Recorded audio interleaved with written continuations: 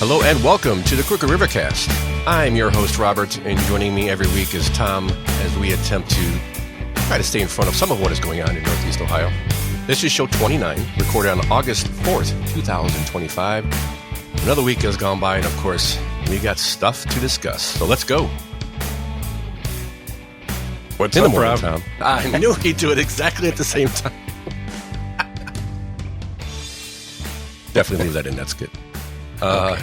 In the morning, Tom. Good morning. How you doing? How's it? I'm not even going to ask you how your week is because I don't want to put any pressure on you. I was listening to your intro, and I think you said August 4th. Did I say August? It's October 4th. I'm literally looking at my copy, my notes in front of me. It says October 4th. You know what? Maybe you did say it, and I just heard it wrong. I don't know. We'll let the listeners let us know what I said. I'm sure you'll find out sooner or later. Yeah. But yeah, I'm not gonna put any pressure on you, Tom. But all I'm gonna tell you is, our song is a slamming screen door, and I can't get that out of my head. Oh, snap. Taylor Swift does it again. Taylor Swift is stuck in my head. That was unintentional, but it's fitting. I got a new toy, everybody, and I'm noticing if I put it in the wrong spot, I inadvertently hit it. So let's get that out of the way. Yeah, so I'm learning, and Tom would know because he's also helping out, but learning with my daughter some Taylor Swift songs. And boy, it's a sacrifice. It's not a bad song. No, they're not bad songs. I could see why everybody likes them because they are catchy as hell, man. And no matter how much, I don't know, Alice in Chains or AC/DC I listen to, it doesn't seem to get out of my head. I see why she sells so many records. Yeah. There's those hooks. Yeah. She's probably got the best writers in Nashville, and there's a reason she's making all that money. On the phone when he talks real slow because it's late and his mama don't know. I mean, those are the things that just bounce around my head constantly, and I'm working throughout the day, and then they just pop it, and I'm like, what is going on? Stop, Taylor! No, she's caught me. I'm captured, Tom. You're just thinking about talking to him on the phone late at night. Yeah, right. Make it stop. It's actually not that bad, and the smile on my daughter's face when she hits those chords. Yeah, she's kicking butt on it. She's doing pretty good. She's doing pretty good. Yeah. Thanks for the help. We appreciate it. She enjoys it too. So yeah, we're gonna start getting her to do a little bit more than chords here soon. Yeah, and got her behind the microphone, which is that's a hell of a chore there, Tom. Hell of a chore you did there. That's a hell of a feat, I should say, not a chore.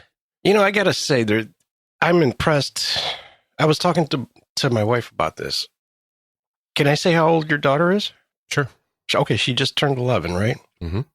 Yep. And she picked up the guitar, 6 months ago? A year ago. Okay, a year ago? Just over a year, yeah. Okay. So, and she's a natural at it. She has a natural rhythm, and she picks up stuff real quick. And I was talking to my wife about it. I'm like, man, I started playing guitar when I was like 15, almost 16 years old. I had a guitar before that, but I never took lessons. I didn't start taking lessons until I was about almost 16. And I remember like really struggling with, learning chords. And your daughter just plays them without really, I know she practices, but she plays them without much difficulty at all. Well, yeah, next time we get together, you try something new with her. You can see it. She just grabs it. Yeah. She struggles that for about 30 seconds, a couple minutes, 20, 15, depends on how hard and it's really memorizing it. So she gets the chords right away. I mean, she's watching them on even chords she doesn't even know. Oh, and she just sees it on the screen and goes, oh, like that. Yeah. And well, I think I showed her first chords, a G, C, and D a year ago. That's how she started. I saw how fast she picked them up, and I was really impressed. But I didn't really think about it too much. I was just like, "Damn, that's That's pretty good. And then my wife and I were talking about it, and I was like, my wife was like, I should say, maybe she's picking them up so quick because she's so young. Like you started a little older, and It's a good point, actually. you know, it's kind of like teaching the old dog new tricks. I think it gets harder to learn things as you get older, and not learn them as much as maybe Recall, remember, yeah. Like I don't know about recall as much as like you have something in your head on how something's supposed to work, but it's not right. So you got to overcome that. Okay, yeah. And I think like just picking up that guitar at like that age, 10 years old, and you know, I started thinking about all the great guitar players in the world, rock guitar players, and they all kind of picked up the guitar when they were like 10, 12 years old, you know. Her teachers said since the start, even when we were just doing when she just started learning the book in the old Mel Bay modern guitar book from 1950, and he's like, "Are you counting in your head? Like, I don't see you tapping or anything, but your timing is spot on." And he said that from the start, and she's always been. We've done a little bit with the clicky thingy. I forgot what it's called. Yeah, the metronome. Metronome tremolo. No, that's different. So she does have a natural timing, which is also like awesome.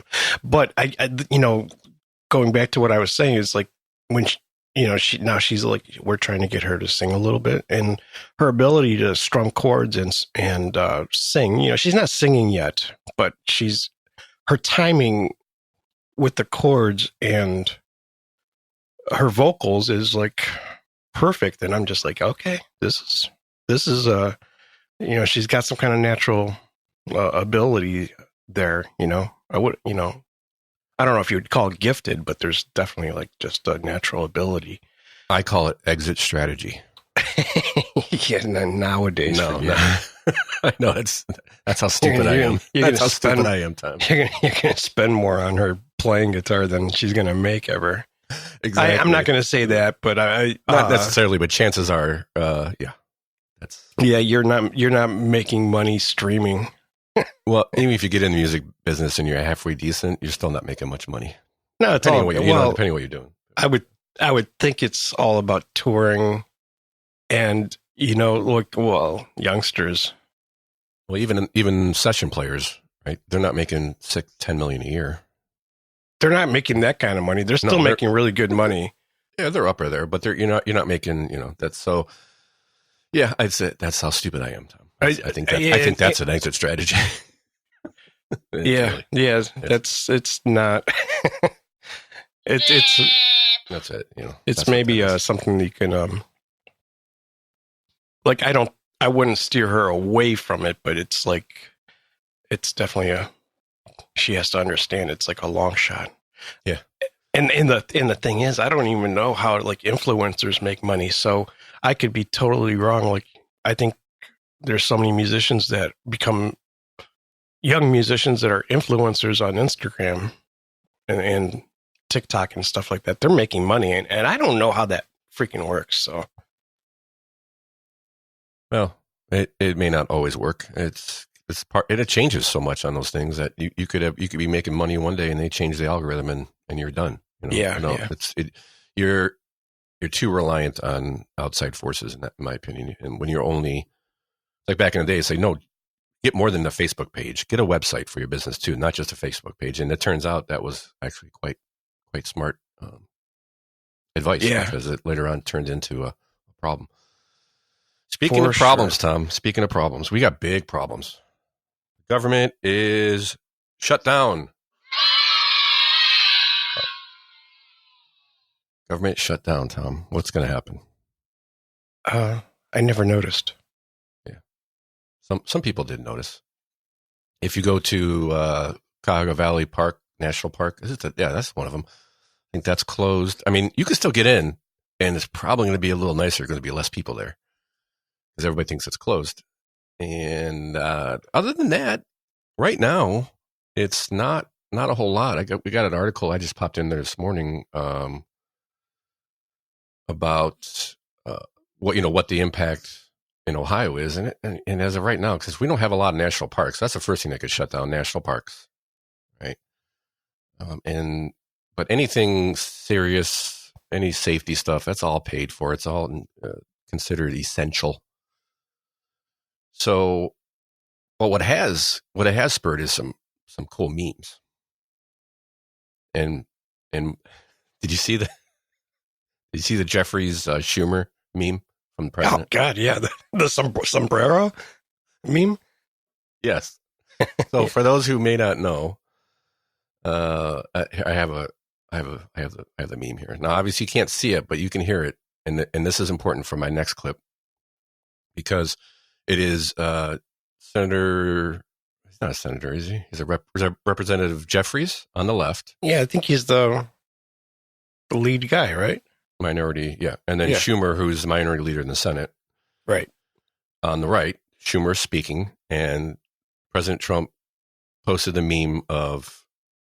So Jeffries on the left is wearing a digitally altered, in case anyone didn't notice, digitally altered sombrero and a big old handlebar mustache curled up. Right? How would you call that? I would call that a handlebar mustache.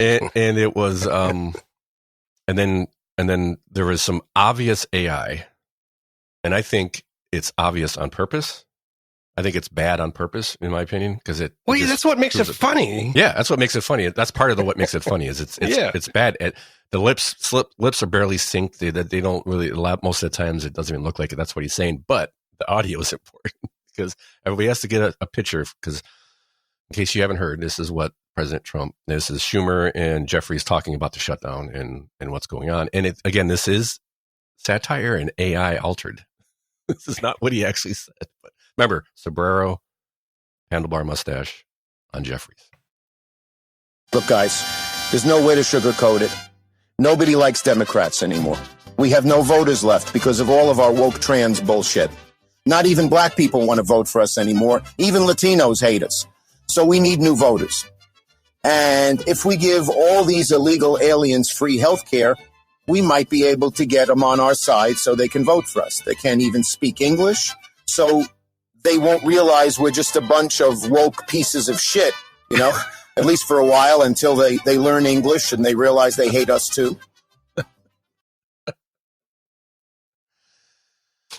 So one of the things that I've had to get used to with this type of politician, let's put it that way, is this is not traditional, and I'm kind of a traditionalist when it comes to president in a lot of ways. So it's been something I've had to work with over the years, but man, I've embraced it because this is pretty good. It's great. But that's not the funniest part for me. Funniest part for me is this CNN clip here and what they did with this meme.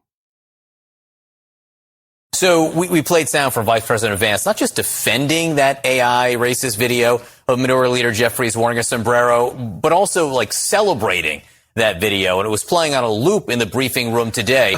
What are you hearing from the inside about that?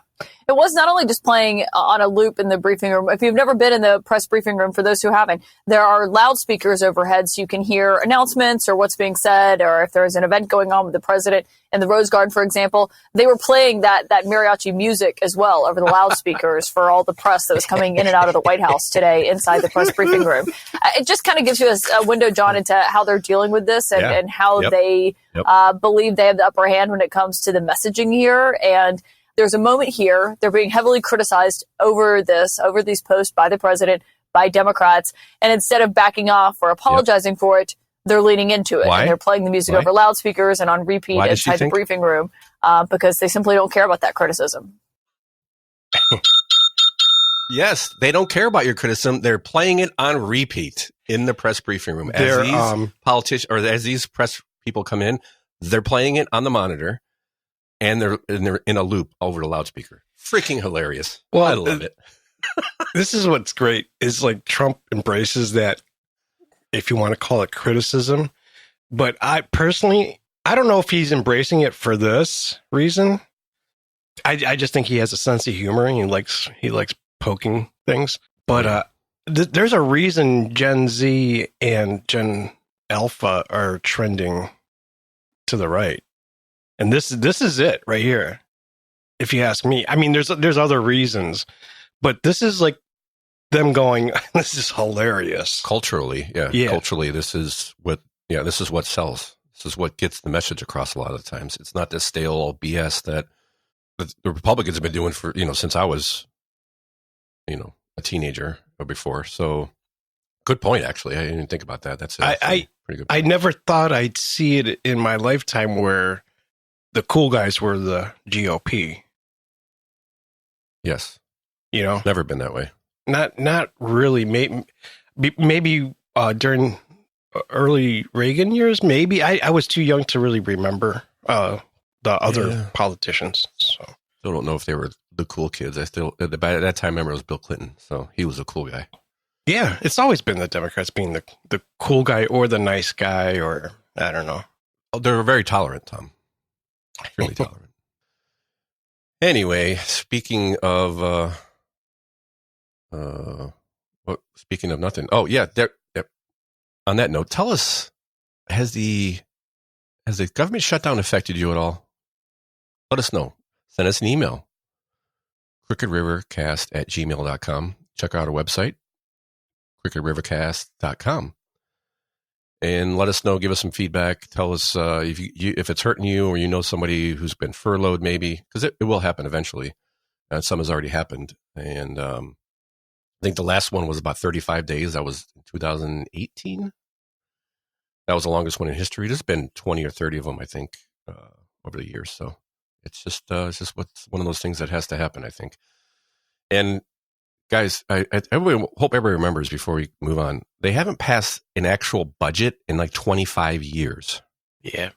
In Washington, maybe longer. So they're not passing, they've continuously passed continuing resolutions year in and year out. So yeah, how about a budget? You know what? And anybody that's going to email us, I'd love to know your opinion on memes such as the sombrero meme. Yeah. I know, like, I'm in my own little world of friends that are loving it, but let's say you're more traditional conservative. Do you find it funny, or are you offended by it that a world leader is sharing memes like that? It's I would love to know. Yeah, is it helpful? Is it hurtful in your opinion? What do you think? Yeah. crookedrivercast@gmail.com. Speaking of feedback, we got a little feedback section this week.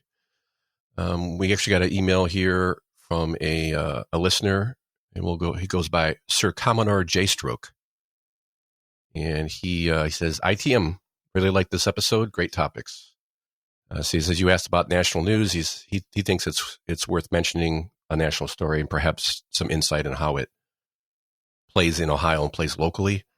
Kind of something we were talking about. We can't really skip over a lot of these, government shutdown. You've got tragedies, this, that, and the other thing. And keeping it on Ohio lean is kind of what we've been, or locally, how it affects us is kind of where we're going to as well. It's like the government shutdown. It's not really affecting Ohio just yet, but it could in the coming weeks if it continues. So he said a lot of times things are both, like we were saying. As you mentioned, a lack of backing from the GOP in your Steve Deace clips. Do you think it's actually harder to be a conservative because it requires three things that leftists don't need? It says, number one, intelligence. Not necessarily education, but intelligence. Recognizing and adjusting for your emotions. That's number two. And he says the third one is considering the consequences of your actions.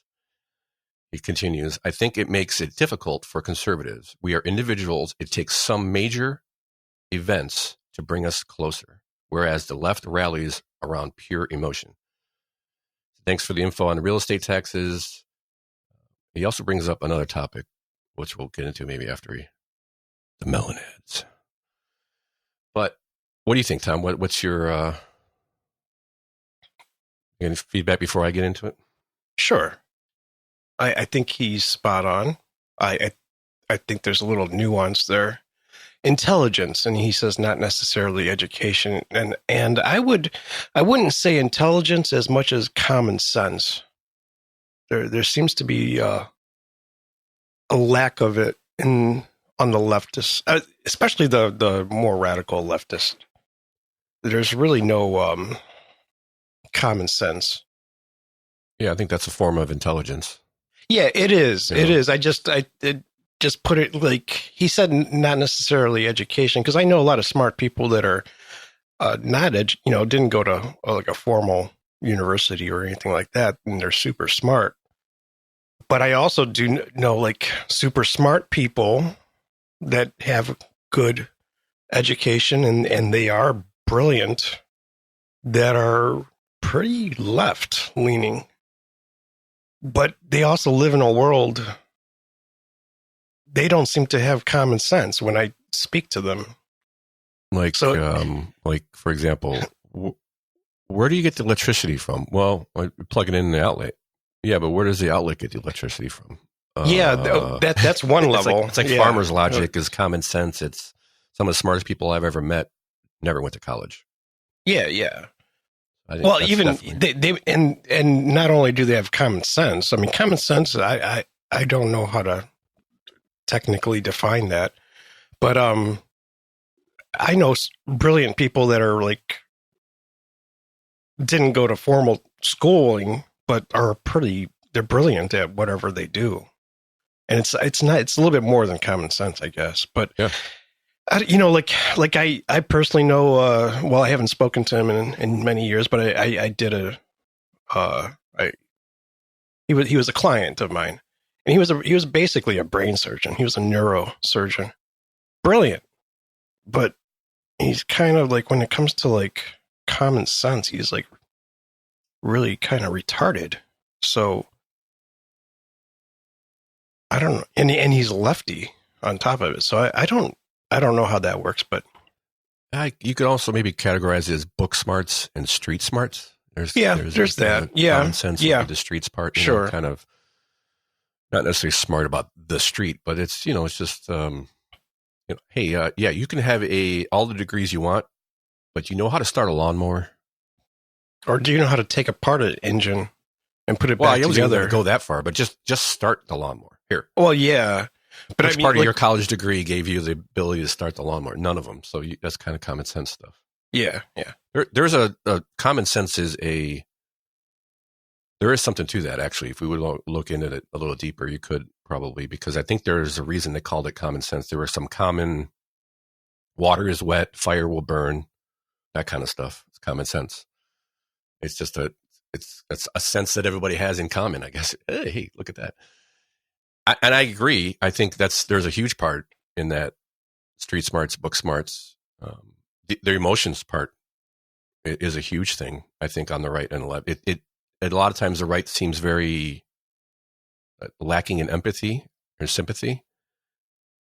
But I think the sympathy and empathy comes in different forms from the right than it does from the lefties. Well, and this is go ahead. Go ahead. What? No, I was going to say I do. I often wonder, like, as far as left leaning politicians, are they really emotionally not in control? I mean, some of them definitely, but I think they're being. I think they're just. They know how to push the buttons of their constituents. I'm not necessarily speaking about the politicians, more of the general population of conservatives. I think that the Democrats manipulate, Republicans manipulate too. It's not sure not one sided. But I think that the left is much easier to manipulate because they're so emotional, and so am I. I'm an extremely emotional person, but I think I focus it in different ways. I think you're initially I'll just say what I am. It might tick me off. It might emotionally, I'll get a little frazzled when something happens. But then you kind of kind of take everything into consideration. Then you figure it out. Whereas I don't think a lot of the left leaning population does. And I think that's also why, and sorry, ladies, but I think that's why there's so many leftist women too. Oh yeah, they don't know how to control their emotions. Much more emotional. My empathy comes from the bigger picture. I'm always pulling back, saying, okay, well, pick a topic, and it usually has to do with. I don't know. We'll talk about it later, but gun violence. Okay, is it? You're looking at the emotion would tell you get rid of guns, but what if you pull back? You can start seeing, well, the problem isn't that; it's the person behind it, right? It's you want to stop gun violence, then you need to fix people, not guns, and that's a tougher road to sell and tougher road to hoe, I guess you would say. But that moves on to considering the consequences of your actions. So I totally agree, spot on, and I've said this for years. One of the reasons I wanted to bring this up as a topic. What I've always fought for is the accountability of your actions, is adjusting to your emotions. It's the harder road. It's the harder sell because you're telling people, sorry, I get it's easier to get funding from the government and to get subsidies from the government. But what you really should be doing is getting up off your butt and working for a living, contributing to society. I would like to see a 3/4 cut of the federal government, 3/4 of it, lop it off, push it into the Atlantic. The ocean's mixed up. But that seems extreme, but I think that's where we start, and you can talk me back from there. But I think that's the most empathetic thing that you could do because half the country is on the dole. Half the country is reliant on the government. And that may seem empathetic or sympathetic. These people need help, but you're not helping them. You're trapping them. You're enslaving them. This is the harder sell in any topic when I'm talking to people. It's let's fix the problem, not just put a Band-Aid on it. And we talk about this through all these shows, all this stuff. We're about to talk about all this tax crap with property taxes, and all they want to do is put Band-Aids on it. No, let's take this, let's cut it now and take the hit and move forward from there. No, we want to keep people because we don't want anybody to feel upset or hurt. I think he's spot on. It is much harder to sell. I think it's getting easier. But I think it's still the hardest sell to make out of it. Because the one saying, don't worry about it. You can stay home and do whatever you want. Don't worry, money will come in. I'm telling, no more money, go work. Which way are they going to go? Most people are going to go one way, right? For example. Well, I think everybody knows somebody that needed the safety net, and it's hard to say, no, we can't have that. And I think we should have a safety net as far as, welfare and stuff like that, but you can't leave people on there it can't be a lifestyle. Yeah, and this is where you and I differ in a lot of ways because I see where you're coming from and I get it, but I don't think human nature allows it, so we can't have it. Yeah, I disagree, but I it's just gone too far. Well, right, and that's my point. To me, it's always going to go too far because human nature is we're always going to take advantage of whatever we have in front of us. And then when you have both sides, and it doesn't matter, it's not just welfare, it's just a lot of stuff. Right. But you got the politicians who are getting votes and then the people who are getting money. It's like, well, that's a win-win for everybody except. I'm not 100% on board with that, but yeah. No, I know. We're not trying to debate that. I'm just saying that it's a huge problem. And, I think there's solutions to it, but they're hard ones. And that's the basic point to Sir Commoner J-Stroke is basically making is these are hard choices you have to make, and because we are able to adjust for our emotions, we can look past them and say, okay, I know this doesn't feel good right now, but in the long run, it's going to be better for everybody. And I just don't think we get that on the left. And he also says that individuals on leaning to the right are individualists, whereas the left is more of it's a tribal. Yes, and you could see that in a lot of ways. Look what happened with Charlie Kirk. Look what happened with. It takes an event like that to get us to actually come together, or you can look at other events too, where 9/11, that kind of stuff. Obama That got getting everybody elected. together. Yeah, Obama getting elected got us together because of the fire hose of socialist policies that were coming down and all. So it takes big events because we're individuals. We and just in looking at Washington or even Columbus, it's hard to wrangle the Republicans together. Democrats they're in line step. Is that the right term? Yeah, whatever. And the Republicans most of the time are all over the place. It's hard to get a consensus on the side. I think that's a lot to do with it too. Yeah, they're not all over the place. They're just like, if they have a little difference, though, they're willing to stand. They have a little bit more integrity. Principles. That's principles, integrity, and whereas it seems like the Democratic Party is a little bit like lock, line, and step, or whatever you call it. Here's a perfect example of what I said, wrapped up. In 2008 financial crisis, I was laid off. I took the first stint of employment, the normal 3 months, and then decided not to. And again, I'm not saying, ooh, look at me, but I said, you know what? No, I can't. I can feel myself getting lazy and not looking for work. I didn't take the extension. And I think because of that reason, there were so many more doors that were opened up for me because of that. If I would have stayed home on who knows what would have happened. Maybe something better would happen, but there's the hard choice. No, I'm going to get off my butt, and I started my own business. Instead of sitting home on my butt collecting unemployment, I started my own business, and then eventually got a job, and now I have a better career. I bettered myself because of it.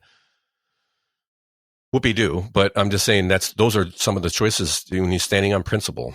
And I know people that are on the left-leaning side that were laid off at that same time, and they took 18 months of unemployment. One time it was 99 weeks. Yeah, they took as much as they could, and eventually somebody died, and they got a job, and that was the only way they got a job. I mean, it's not always going to work out that way. I mean, those are there for a reason. To me, it was federal welfare program because the first 3 months were me and the employer putting into a fund for a safety net, and then the extension was just, to me, a welfare check. So I was like, no, I don't want to be that way. So I was just pointing out. To. I was just pointing out the little bit more of how a left person reacts to something like that. They didn't really take any bull by the horns and do something. They just kind of waited, and literally waited for somebody that was dying to take their job. That's how they ended up with a job, because they'd still be on the dole. Yeah, there's if it doesn't fall in their lap, they're not going to do anything. If you have principles that are grounded, and if you have principles that it makes it a little harder to do some things, but when your principles are just fluctuating and you can make them up as you go along, it makes life a little easier. Actually, it doesn't, but in the short term, it does. So I thank you for the feedback. This is awesome, and I don't know if we've ever brought this kind of topic up in this detail. So I appreciate him giving us the opportunity.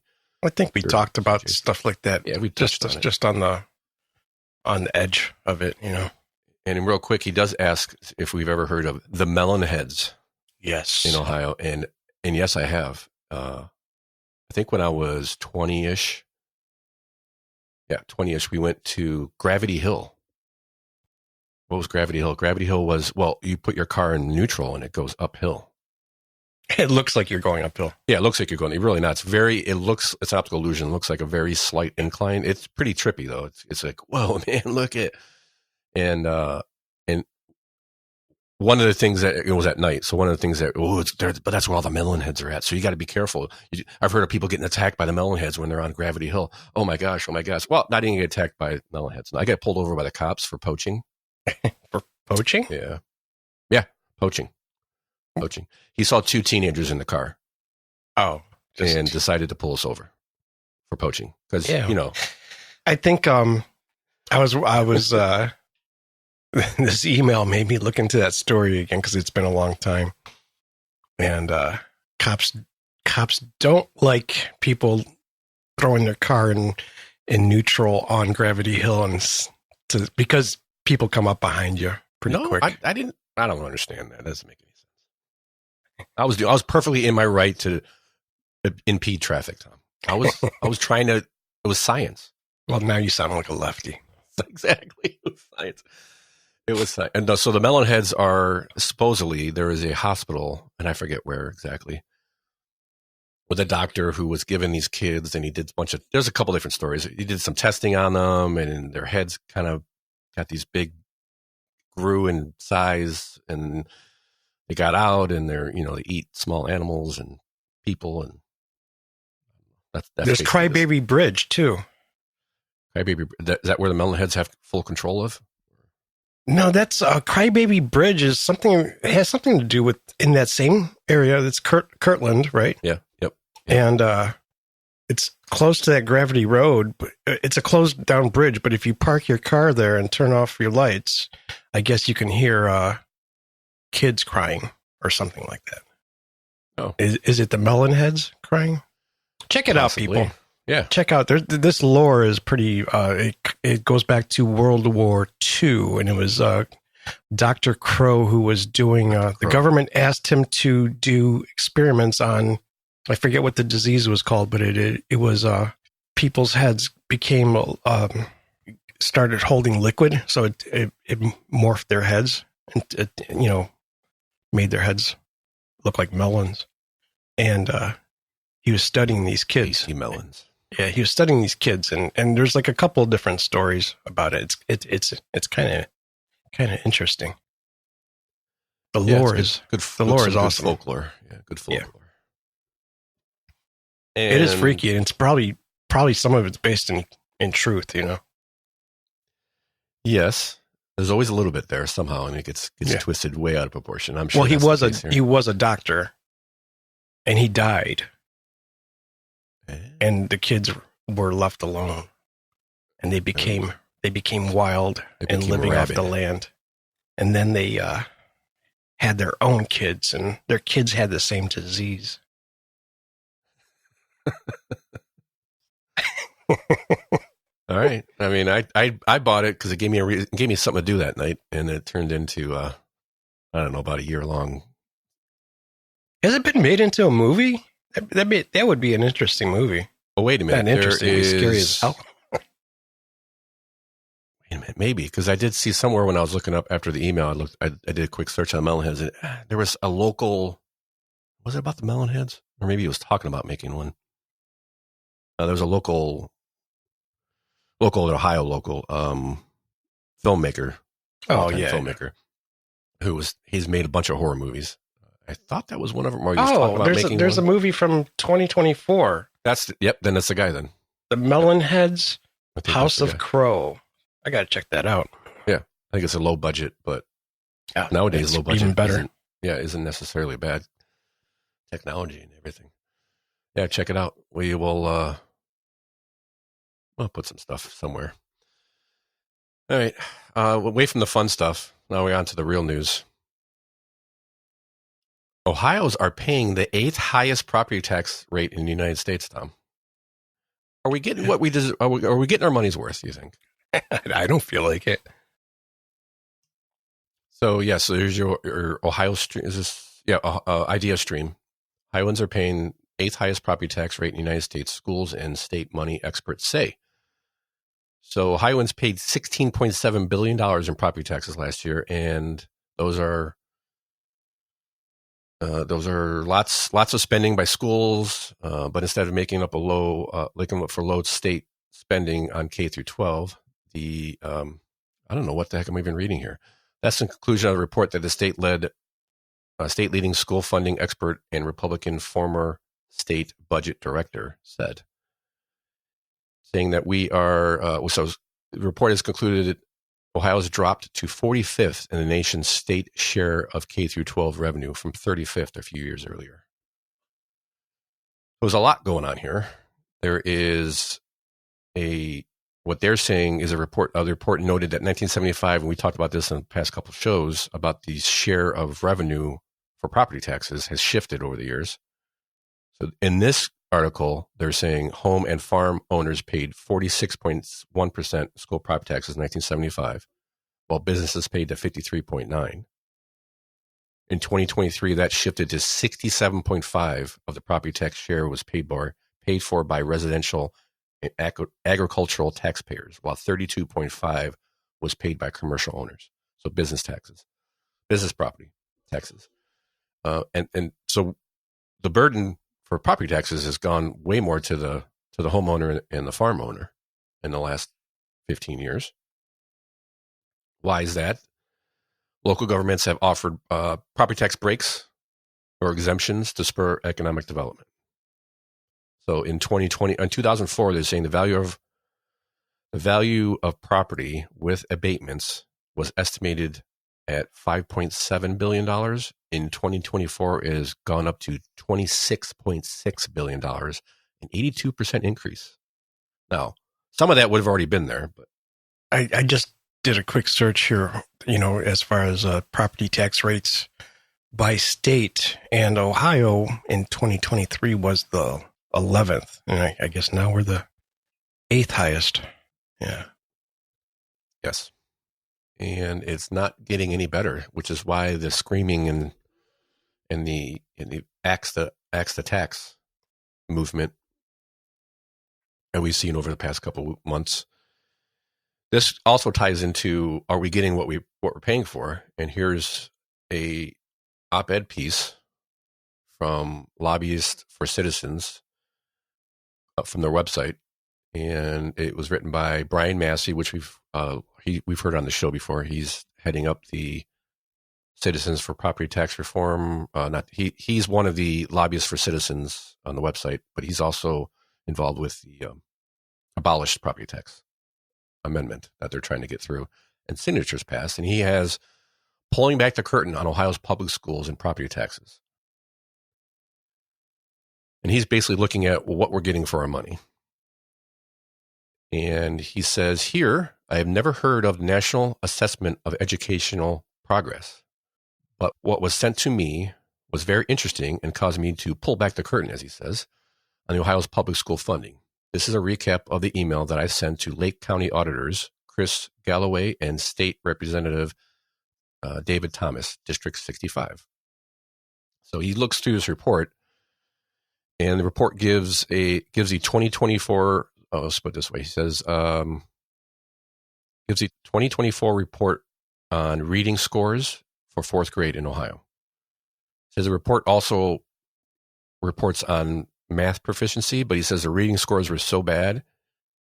This is why he's bringing it up, because the reading scores are horrible. The report says the percentage of students in Ohio who perform at or above NAEP proficiency levels, proficiency meaning better than just your baseline, so they exceed at it, they know it, was 32% in 2024. But I think, to me, more importantly, is this next statement. This percentage was not significantly different from that of 2022, which was 35%. That's a drop of 3%. Isn't that like a 7 or 8% drop? That seems significant to me. They're saying it's not very significant. So you went from 35 to 32. It says the percentage of students in Ohio who performed at or above the NAEP basic level was 62% in reading. Again, this percentage was not significantly different from that of 2022, 65%. So again, down three percentage points. In 2002, it was 68%. So we're on the wrong trajectory, people. We're on the wrong trajectory.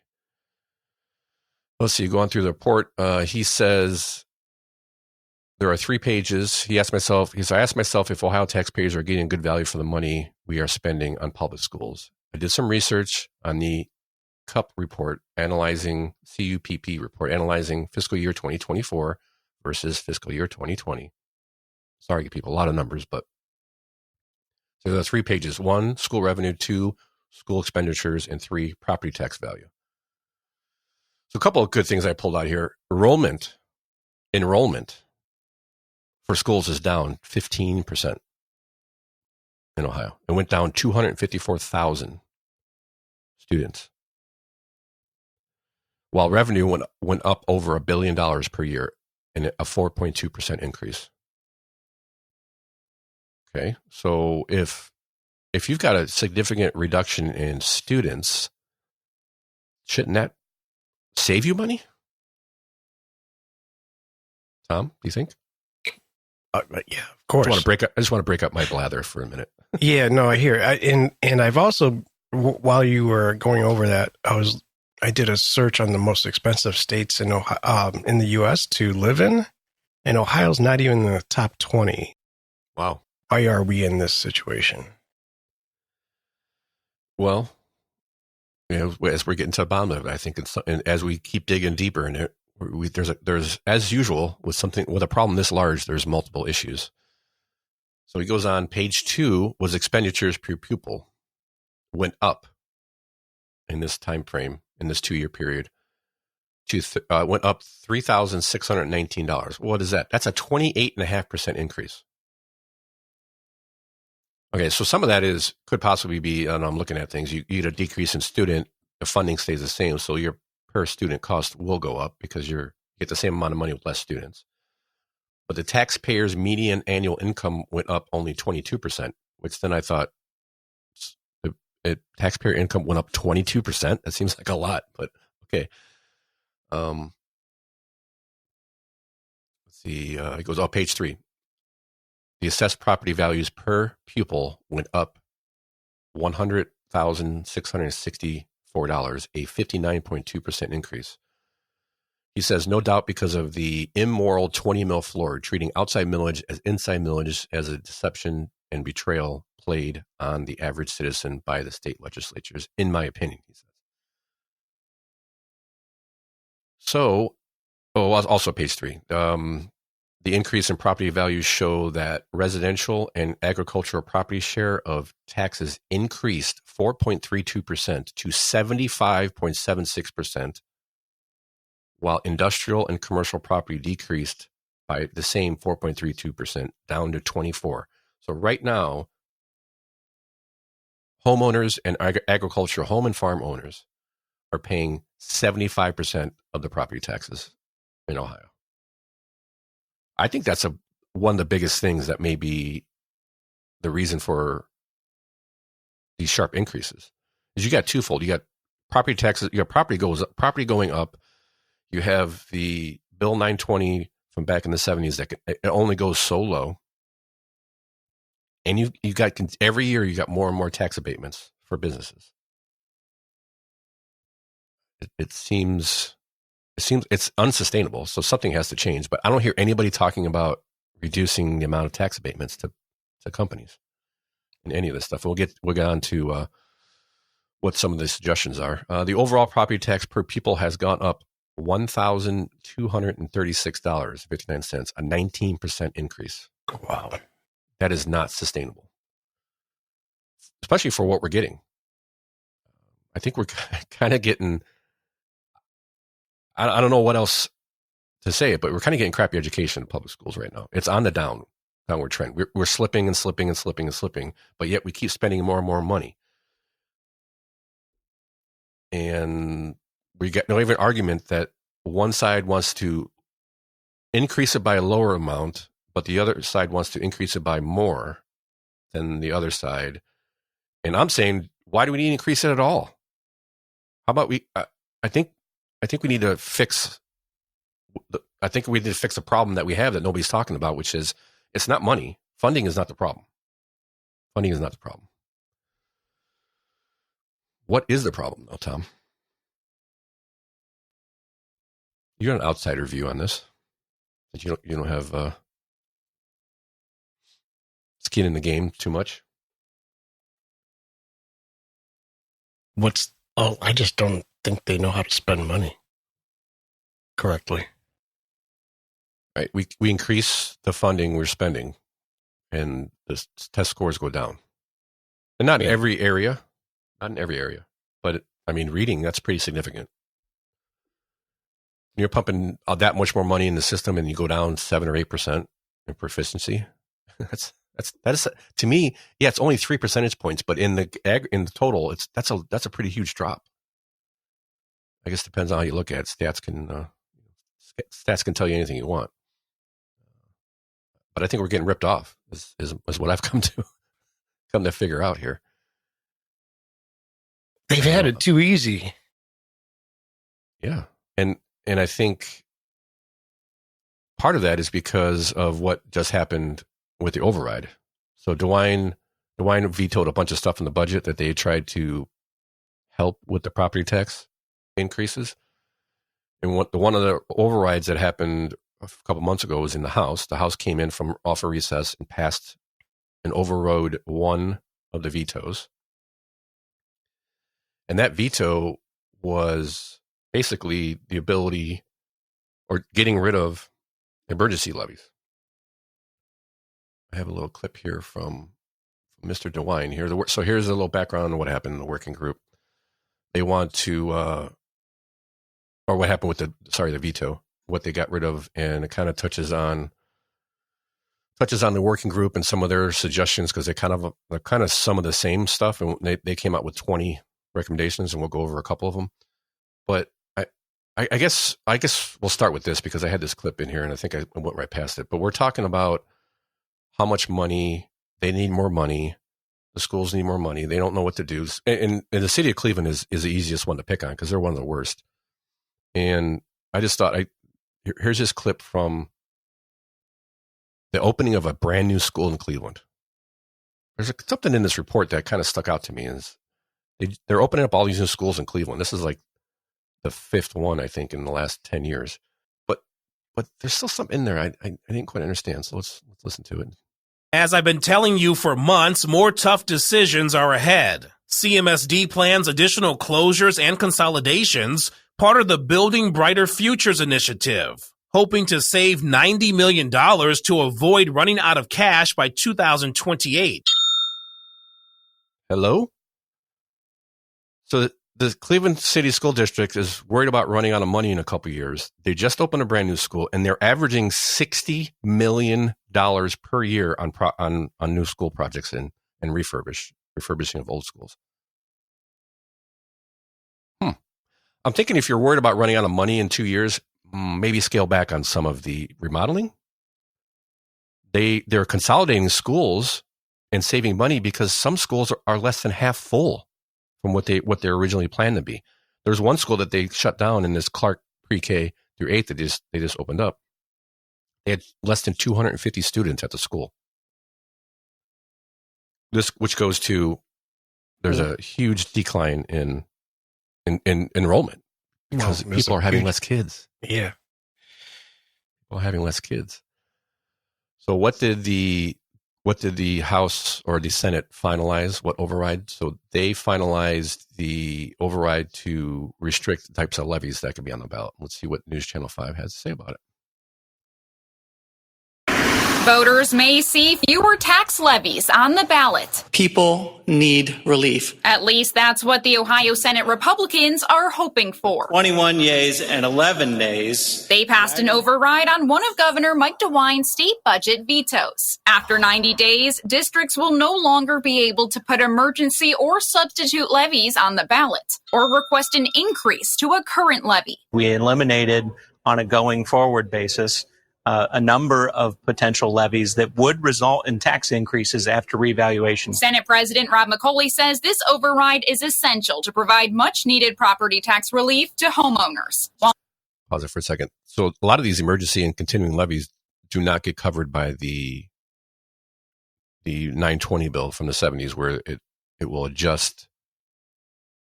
So there's some levies that there's a maximum output. So if the school or the levy was planned to offer $2 million a year, they will lower it to close to $2 million as they can as property values go up, but only down to that 20 mil floor.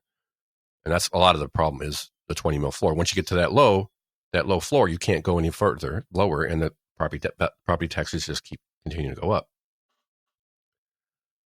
And that's what they want to eliminate because a lot of those levies don't even get lowered or adjusted, because they're not the same kind of levy that the Bill 920 was meant to do. And also, I did hear in a couple of the reading and listening on this topic, they want to get rid of those terms. They've been wanting to get rid of those terms, emergency levies, for a while and rename them. I think it's literally a term that they have to use per the legislature, per Ohio law, something to that effect. Because a lot of times they're not emergencies and they're there for 20 years. So continue. Minority Leader Nikki Antonio says that this could cause massive cuts for schools. More struggles for the schools, less funds coming to the schools. And now with what this override that we passed, I guess they have to come in and beg the legislature for a bailout or something if the roof collapses. Dewine, while vetoing, created a property tax working group to evaluate each of the Republicans' proposals to decrease taxes. House Speaker Matt Huffman says that the group's new recommendations could encourage more movement from the lawmakers. The working group came out with 20 ideas to reduce homeowners' burdens. It includes allowing counties to take money away from schools and changing state spending calculations. Two of Dewine's other school-related vetoes. Most of the report was more the same. Gimmicks that will not actually lead to cash in people's pockets and don't solve the underlying problem. Democrats like House Minority Leader Donnie Isaacson said that the full report is worth reading through before making decisions. Took some of our best ideas for what to do about this. The circuit breaker or the homestead exemption that would provide real relief using state resources. Each Republican leader says that more overrides are coming soon. At the Ohio State House, I'm Morgan Trout reporting. I also had to throw something in from Morgan, too. We haven't heard from her in a while. So. Miss you, Morgan. I don't. She's a psychopath. That's okay. I mean, she's fun. Her favorite food are oranges. Favorite treat, or was that like snack? Or no, something? that's her favorite food. Oh, oranges. Some type of orange. I forget what the right. orange It was some kind of crazy orange. I was like, whose favorite food are oranges? I just love how she narrates it or puts it in. They want to give auditors the ability to take money away from schools. That would assume that it's the school's money to take away, and it's not. It's my money.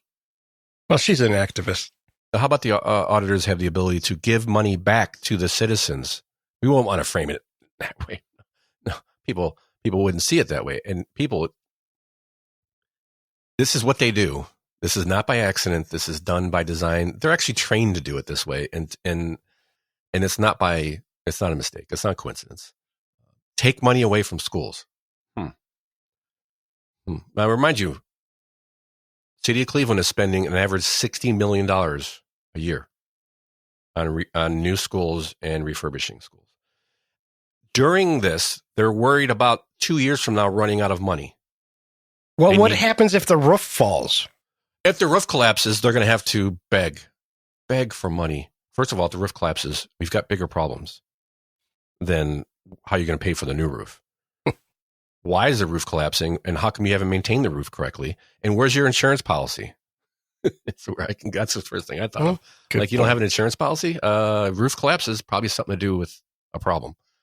And yeah, maybe they will have to go back and ask for money. Yes, that's the whole point. Is who's approving these levies? Well, that's part of the 20 recommendations for property tax reform. A lot of what they recommended was basically what Dewine vetoed. One of them was this bill that they overrode. That was one of the recommendations out of the 20. Refine the process. Here's number one. There's go through a couple of these. Refine the process and definition of county budget commission. The group recommended allowing levies deemed unnecessary or excessive, as defined by certain parameters, to be reduced at the minimum of 5 years after voters approved the initial levy and 2 years after the renewal of the levy. So this is giving the auditors the abilities to reduce or remove levies that they seem excessive, like the one school board school system that we talked about a few months back that was carrying over almost 120% of their budget, meaning they didn't spend any of previous year's budget and 20% of the year before that they carried over.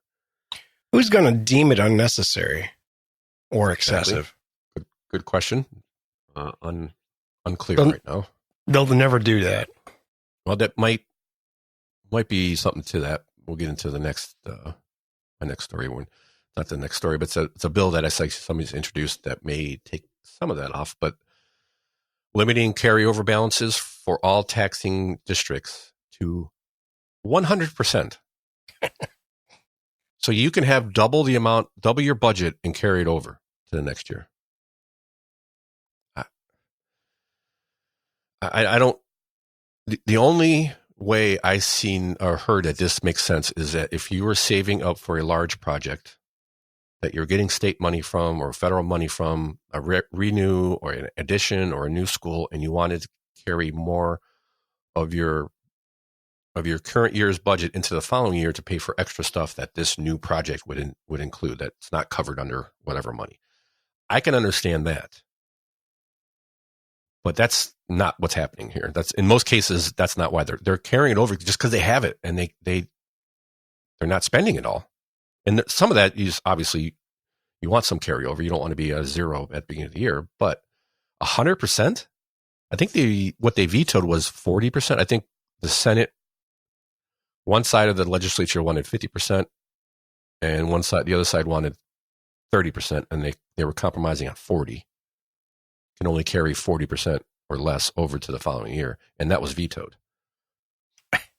This really is, it's going to do nothing. That's why nobody wants to fix this. They actually would have to work. We talk about this, yes, in other instances where where it's like this is such a mess that there's no way anything's ever going to change here. I'm black-pilled on this. I don't disagree. What normally we're trying to complain about are problems that our legislature has created, and then we're going to them, and then we're allowing them. Oh, don't worry, we'll fix the problems we created. It never made sense to me to do this in Washington all the time. The housing market crash. Oh, we'll fix it. Don't worry. You guys started it. What? There's again 20. So eliminating future use of substitute levies and renaming all current substitute and emergency levies to fixed sum levies. That's what I was talking about earlier. That emergency and substitute levies not clear on what they are, and they're going to call them fixed sum levies, which is like I said, if the levy was designed to bring $2 million a year to the system, it could only bring $2 million a year, and they will lower it as property values go up. Yeah, okay. And sure. The reason they call them emergency levies is because it's easier to get somebody to vote yes. Yes, that's true. That is exactly what but it's somewhere along the line I heard somebody say this has to be changed. They have to name them this. Like this isn't necessarily the schools trying to pull the wool over your eyes. I think at some point somebody was trying to do that, but not necessarily the individual schools, because somewhere in the law it says you have to name it this for this. If you're getting it for these reasons, or you already have a levy that's there, it needs to be named emergency or something. I don't know. Yeah. Okay. Yeah. They want to change it to fix some levies because that'll make it better, Tom. Well, it might make somebody think about it a bit more. I mean, there are moms that go in and vote, and oh my God, there's an emergency. The roof is collapsed. No. County commissioners should review and reject or approve levies that countywide non-elected entities place on the ballot. So in cases where the levy spans multiple counties, the group recommended that the most populated counties should be responsible for approving or rejecting the levy.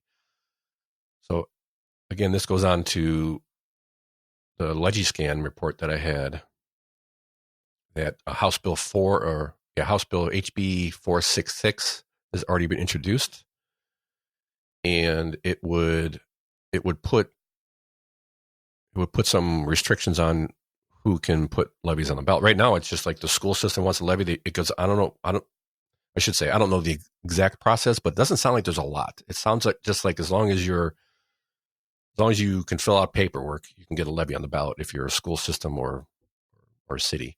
And this bill was kind of tied in the same with that recommendation, which would, I think it says, so I had to, because it's state legislature, it's very confusing. So I had to run it through AI to try to pull out some of it. So they want to impose requirements for certain subdivisions to obtain approval from their creating or member authorities before levying property taxes, particularly those exceeding the 10 mil limitation, which is a 10 mil floor or 20 mil floor. Depends on who you ask. Below is a concise summary of the bill. So they want some oversight, and that's what this bill really is. Who is putting these levies up, and what's the approval process? Let's make one. So a township, a park district with only unincorporated territory and commissioners appointed by township trustees.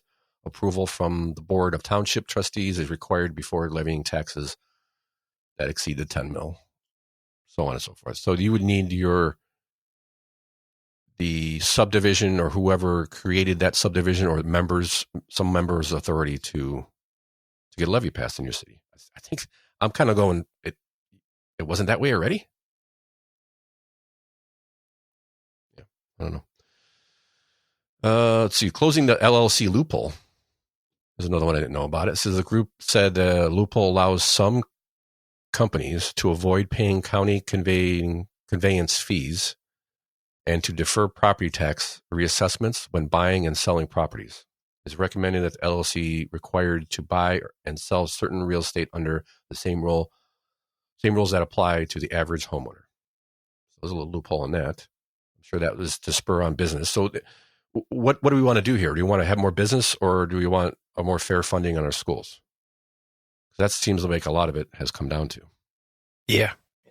Is they're getting tax abatements of businesses and putting more of the burden on the homeowner and the farm owner. And again, I'm not going through all 20. There's a bunch in here. Again, implementing reform on ballot levies, restricting emergency levies to entities under fiscal caution, watch, or emergency. Trying to see anything else that pops into my support. Oh, I see one. Solutions for the Ohio housing shortage, which is number 18. The group said the shortage is estimated to be more than 350,000 units statewide, and that the General Assembly should consider the role that housing supply chains in driving property valuations higher. Yeah, supply and demand. So, well, yeah, but I mean, I think they should take houses and feed them to the mushrooms. Well, perfect. I mean, it seems to be working, and actually, it doesn't. Referring back to last week's silliness. 19, abuse of property tax credit. The group encouraged Ohio Department of Taxation to swiftly implement provisions within the state budget that aim to develop a system to review the abuse of owner-occupied property tax credits. Okay. And then go considering ahead. The last one, considering tax extension of the homestead exemptions or implementing a property tax circuit breaker, which we heard in the clip. That was one of the Democrats. But again, all, in my opinion, mostly all Band-Aids. None of this is going to work. None of it. Band-Aids. I don't know what is a better. I mean, to me, again, going back to just chop it off and start from scratch. But abolish the property tax. It's going to cause a lot of pain, and are people ready for it? Back to the emotional thing we talked about at the beginning. I don't know. I like the bill that at least can we have some oversight on these levies? Yeah. Can we have somebody reviewing it to make sure you actually need the levy? And then going back in hindsight and going back and looking at these levies 3, 4, 5 years later to see what effect do they have on property taxes, and do the schools still need them? Does the system still need these levies? Not just have them go on and on and on and on for forever. It's a start, I guess. Sometimes you got to take what you can get. Speaking of taking what you can get, share the show. Yeah, that was a horrible segue. Share the show with your friends. We really, really appreciate you listening. We know time is valuable, and we are very thankful that you give us a small amount of that every week. And we appreciate it if you let your friends know. Give us a comment over on Apple, iTunes, or wherever you get your podcast, and they have reviews. 5 stars only, please. We really appreciate only 5-star reviews. Go to our website, check out the show notes every week, crookedrivercast.com. And just a quick shout out to our webmaster. Thank you. Thank you for all the hard work. We appreciate you. Looking good. Yes, looking real good. And lots of information is going to be up there forever now. This week, too. I mean, especially this week with these tax. Oh, yeah. These, we just barely touched on these. Yeah. So get informed, people. Go to the website, crookedrivercast.com. All right. On our next story was our Second Amendment update, the Lorain edition, I'm calling it. So I just kind of popped in my head. I've seen a couple of the clips that they're talking about here. I got one from WKYC News Channel 3. And I thought what she says beforehand is very, very touching and it kind of goes to our topic from the beginning of the show about emotion and stuff like that. So here's News Channel 3 on the rash of gun violence in Lorain and what they want to do about it. New laws that aim to tackle youth violence in the city of Lorain are moving forward now. And if passed, the measures will increase penalties and hold parents responsible. Gunfire on the streets of Lorain, captured on camera and played for city leaders at last night's meeting, show why these laws may be needed. We do want to warn you, some of the video that you're about to watch in this story, it's violent and it is hard to watch. Just don't want you to be caught off guard. I paused it. I said, what? When I watched this, and I thought, I was like, oh, damn, I'm going to see somebody die. Yeah. But no. No, there's not. It's just some kids running around. No, it's less than you would see on most cop shows. Yeah. Yes. I thought somebody, seeing somebody lose their life to a gunshot, can be traumatic. That's why I thought we were going to. No, it was not. It's like ring door videos of what can only be, and you'll hear a couple of these clips. They're just idiot kids. I mean, they're just unloading magazines. Just they are. I mean, they're criminals. Yeah. Oh, yeah. Definitely criminals, but they're just idiot criminals. And it looks mostly gang related. Yeah. stuff. Oh, this is all gang stuff. But you'll hear some of it, and just listen to the amount of rounds being sent down. Right, it's astonishing. And none of them hit any of the targets except any of their targets. I'm sure. Well, they hit a house. Oh, they hit something, but not what they were aiming at. They weren't even aiming is a loose term there, buddy. Yeah. Oh, yeah. When you got it cocked sideways, like it's hard to see the. Anyway, here you go. Continuing. Here's Natalie Clydesdale with more. Those videos were something that you would expect to see in a war zone, not in a city. These videos were shown at Monday night's committee meeting to illustrate why the city of Lorain is considering 2 measures aimed at curbing youth violence. Mayor Jack Bradley explained one ordinance would increase penalties for gun offenses to first-degree misdemeanors, potentially resulting in up to 6 months in jail and a $1,000 fine. The other would hold parents accountable if their children commit crimes after curfew. If a parent was reckless in allowing their child to be out after curfew and they committed a serious crime, there could be some responsibility on the parents' part also. Yeah. So why there's curfew laws now? Are you saying they're not strong enough? Is that why we need to? What's the fine going to do? What's the fine going to do? Are these kids going to go? Oh, I can't do this. There's $1,000 fine now. Well, first of all, I have a feeling they're talking about kids in a low income neighborhood. Mm-hmm. And I would say doubtful that both their parents are there. Very unlikely. Yep. Fatherless homes. Yep. And there's nobody to smack them. There is no authority figure in the house. Yeah, there's nothing. So even if you have a really good parent, in most cases, it would be a mom in these cases.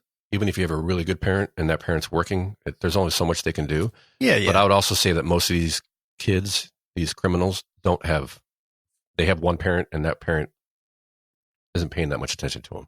Anecdotally, I work with somebody that has, he lives in a low income area on the east side of Cleveland.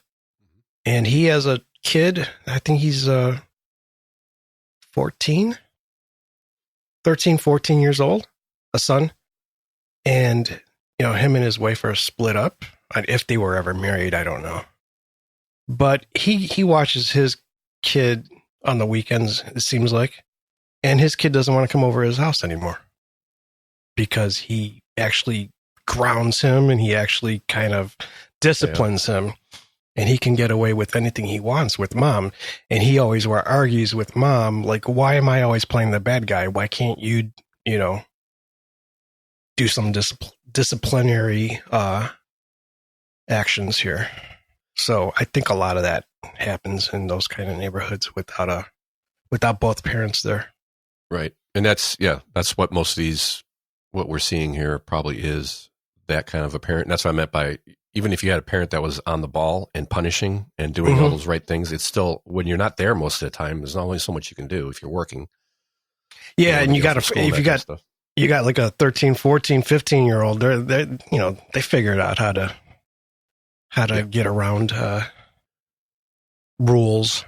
But at least there's probably consequences in that household. And I would assume most of these kids, because they look like teenagers to me in most of these videos, they have no consequences. And I don't know. To me,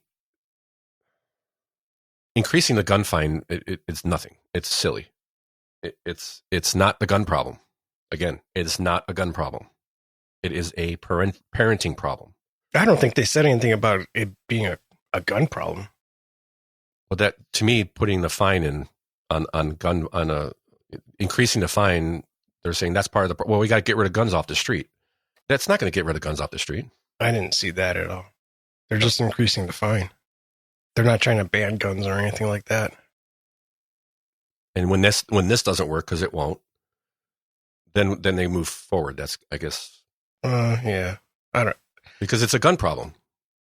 But it's not a gun problem. It's a parenting problem. Exactly. It's a cultural problem in the neighborhood. So what are they going to do when a kid gets out and this happens to the parent? They don't mention it anywhere in the story. They just say they're going to they're going to hold the parent responsible. But can't you already do that? You have curfew laws. What happens when your kid continuously gets caught past curfew by the police? Isn't there something to be done about that? Maybe not. I'm not saying that there is and they're ignoring it. But I think going after the parent is probably, I don't think that's really going to change it all either. Because parents not there anyway. So. I think, yeah, you're right. But I mean, if you find the parent or if you put the parent in jail for a night, that might start changing some things. But it's just a weak attempt at fixing this. But there's no shortage of virtue signaling, because here's what we have to do, Tom. That I want all residents in the city of Lorain to feel safe, especially our children. You want to feel safe, Tom. What about our children? Especially. No, stop. Think of the children. The ones shooting at each other. You got to take a punch. For the children. You know what would help, I think? More cops on the street. There you go. Oh, my goodness. But no, crime's down, Tom. What are you talking about? Crime's down everywhere, like huge amounts. I didn't know if you knew that. Yeah, driving home, I can count the bullets in the bullet holes in the houses. And then the second thing is, damn, people, ammo costs money. You're in a low income neighborhood. Save, conserve. I mean, make each round count. Okay, if they paid for it. That's true. They probably stole most of it anyway. Yeah, I mean, probably stole the gun too. Yeah, because they didn't buy it. That's for sure. No. All right.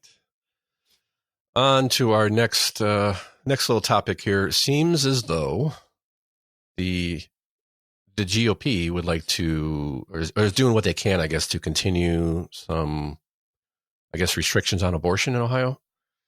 And they've been trying to, they've had this in the works for a while. This, what you pulled up, the Ohio GP is pushing 24-hour abortion waiting period despite reproductive right amendment. I think it sounds like they started this before the amendment went through a couple years ago. And okay, I think that's, yeah. So there it is. I was trying to pull up in my computer. There it goes. So what they want is before you have any abortions, they want to wait 24 hours. And then I saw Republican wants to require the public schools to annually show videos of fetal development. I thought they should combine the two. I thought maybe when you're waiting for that 24 hours, you should watch videos on fetal development. But maybe that would make sense. And there's a couple states that actually do that. I think Texas is one of them. Mm-hmm. I think they make they actually make the mother get an ultrasound. Yeah, hear the heartbeat and all that. And hear the heartbeat and everything before, and it actually can change minds. But I thought here it is. I got my idea stream. This is an article from the idea stream. The one is the 24-hour, or the Republicans want public schools to annually show fetal videos, development videos. The other one was Cleveland.com about the abortion ban. I don't know where this is going on the 24-hour waiting period. Some of the proponents are saying, what other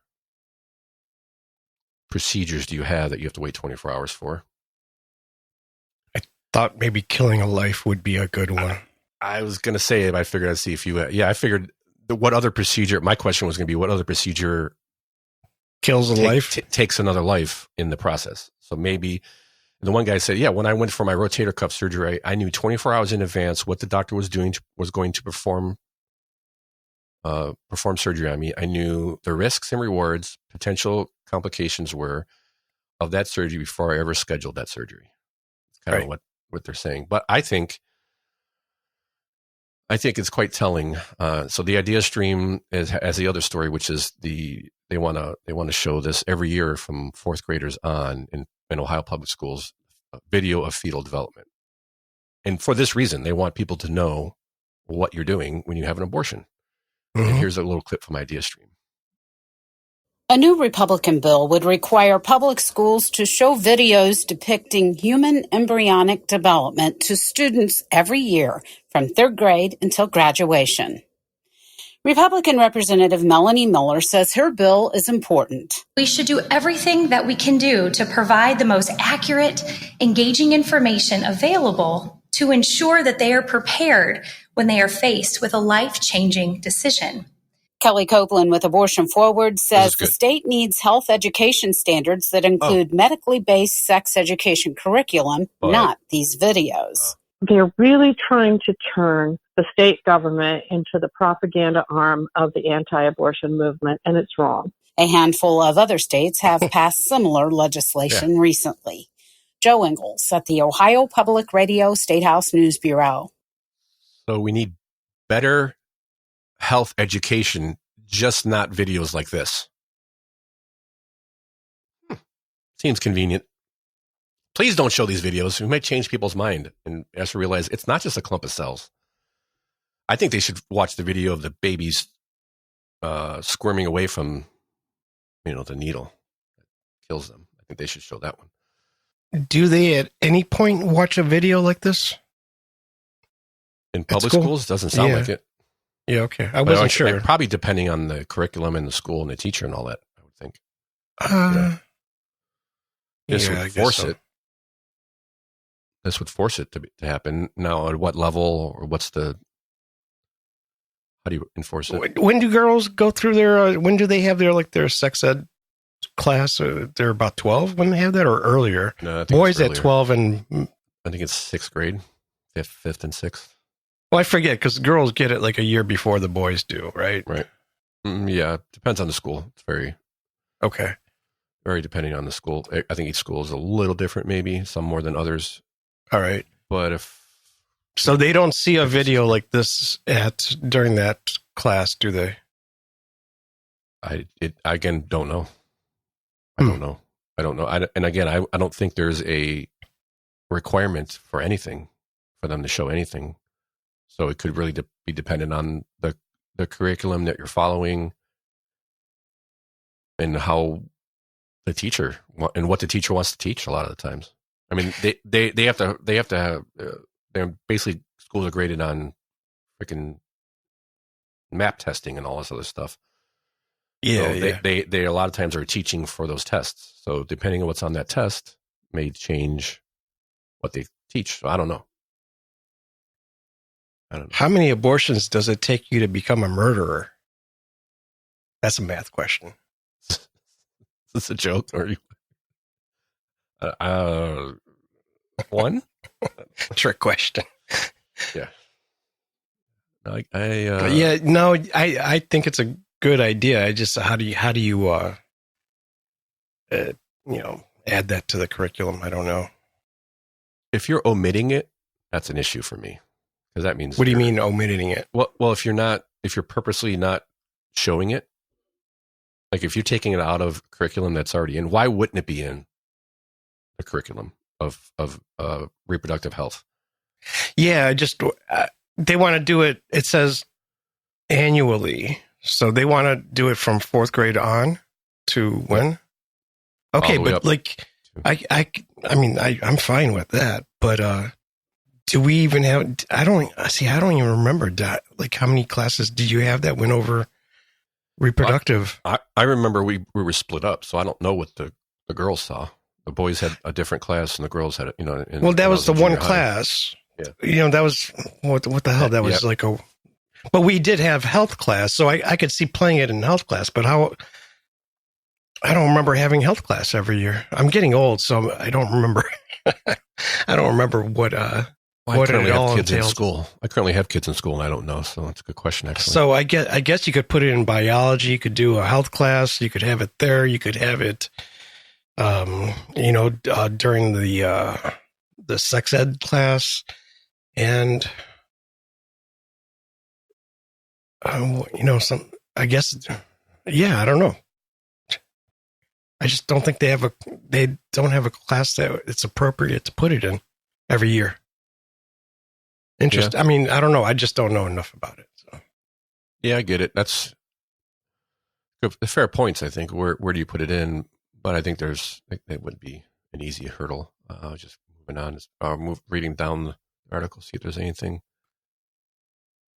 But yeah, I mean, the proponents are saying, they're just trying to show what abortion care is. I mean, it doesn't. No, it's gross. Anybody who's against it is kind of, it's gross. But how to do it appropriately, I guess.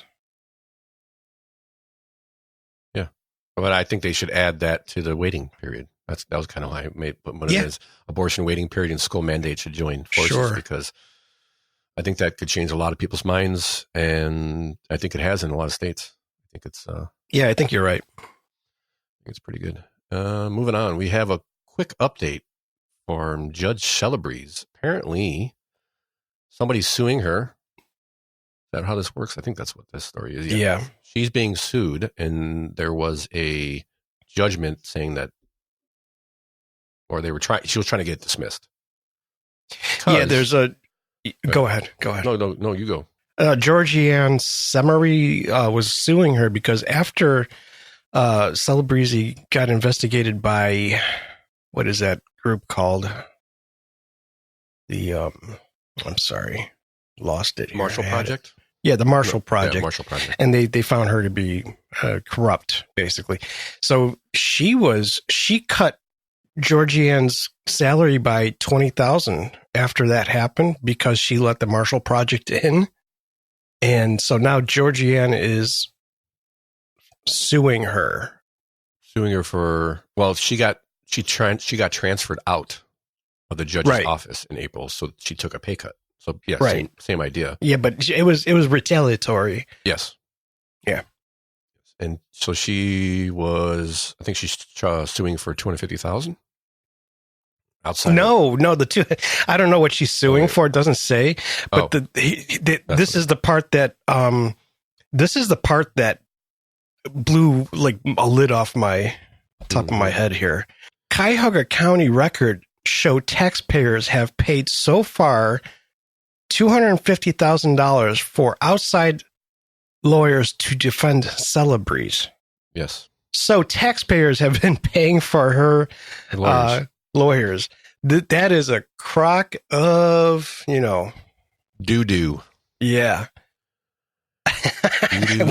When I saw that, I was like, wait, so a corrupt judge is now getting taxpayer dollars to, allegedly corrupt, is getting tax dollars to fight her case. This is crazy. So she's under investigation because she is, as a divorce or what would they call them, domestic attorney or domestic judge, domestic court. Yeah. If there is a contentious divorce with they have a lot of assets between the two of them, she appoints a third party to look over their finances, kind of as a mediator as the divorce is going on. This is my layman's view of it, and that firm or whoever she picks gets paid for their services. And she was funneling most, if not all of them, to, I think it was a guy, right? It was her lover or something. It was supposedly her lover. Yeah. Supposedly, allegedly. Yeah. That's what the allegations are, at least. Yeah. Just so everybody knows what's going on. So that was the corruption that they're investigating her for, and her assistant brought in the Marshall Project, and then she transferred her out and gave her a pay cut. And now she's suing him, and I guess they can go on with the suit now. That's what it basically comes down to. So it was they dismissed it, and now they brought it back, rightfully so. Yes. Yeah. So that continues on, and there was one more. We're still paying for her lawyers too. Yeah. When does that so stop? far? We're gonna put this in the show notes. This is from Cleveland Scene magazine, but you could actually go into Cuyahoga Records, Cuyahoga County Records, and see a letter there. And there's a link there to it of how much taxpayer dollars have gone to this. It's crazy. So that's just probably part of their contract or something. It has to be like you're under investigation. We pay their. I would suppose. I imagine that might happen more frequently than for a judge. I don't know. I don't know. Because they're at that level. Maybe that's why they have it there. I'm just trying to figure out why are you being sued and we have to pay for your lawyers? And Celebrezze is also facing ongoing criminal investigation by the FBI. She is so screwed. Oh yeah, it's all linked into the same. Mm-hmm. So keep an eye on that, I guess. The sooner she's out, the sooner. It's not like Cuyahoga County is having any financial. Oh wait, yeah, they are actually. Okay, never mind. Oh, here. The report by the Ohio Board of Professional Conduct stated that Celebrezze made false statements to fellow judges and state investigators while steering work to Dotor. That was her supposed affair. Mm-hmm. 1 year of suspension could be eliminated because I think they said she would be suspended for 2 years. 1 year of suspension could be eliminated if Celebrezze commits no further misconduct and pays the cost of proceedings against her. So she would pay the $250,000 if she only wants 1 year of suspension. And then that makes you question how much are these judges making, and like $250,000 is a lot of money. I mean, unless you have some kind of insurance against this, I don't know. I doubt it. Again, I hear Band-Aids. Who's reviewing the people that they suggest? There's many judges that do this, and not just for domestic court. I'm sure for a lot of different things. Right. They have to send these kind of deals off to a third party as you go through the process. And that's thanks you for reminding me. They're not talking about kicking her out and debarring her. Right. They're talking about suspending her. And the problem was, that reminds me, the problem was the original, they wanted 1 year, which means actually 6 months for good behavior. And they thought, no, there's another group that said, no, we wanted 2 years so that in good behavior would be a year. Right. So what stops her from doing it again? Like, obviously, maybe more eyes would be on her, but who else is doing this? And why? Yeah, but I mean, how can she be a judge? Yeah. That's the rule of the rule of law here.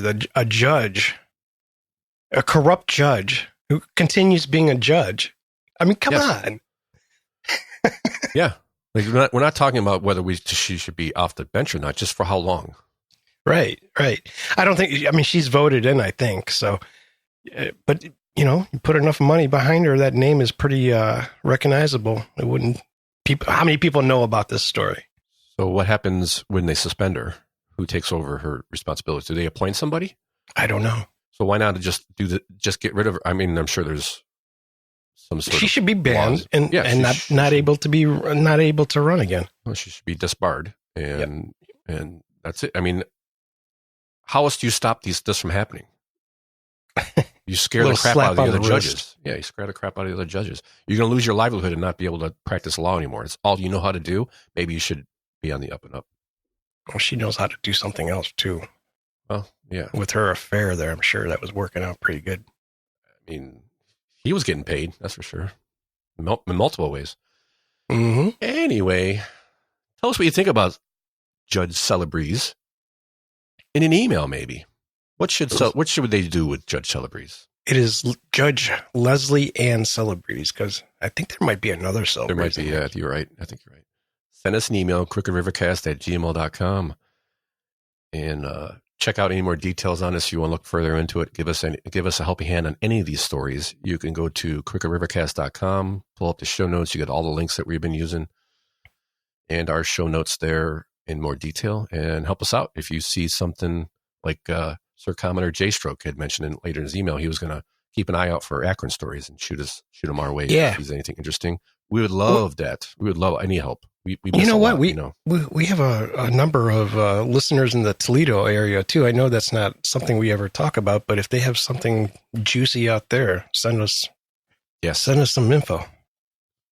Yes, we miss a lot and we know it, but there's only so much we can cover in a week. Some weeks it seems like nothing, and other weeks I can't get enough. I have too much. I can't keep it all in. And Morgan Trow, if you're listening, I want to know why these oranges are your favorite food. You need to clarify that, or we need to find a new Columbus reporter, because that's just nuts. Sociopath. Yes. So, I mean, look at the eyes. We talked about it. Look at the eyes. I don't know. I find her kind of attractive. Oh, I didn't say she wasn't, but I mean, they're not the same kind of crazy eyes like AOC has.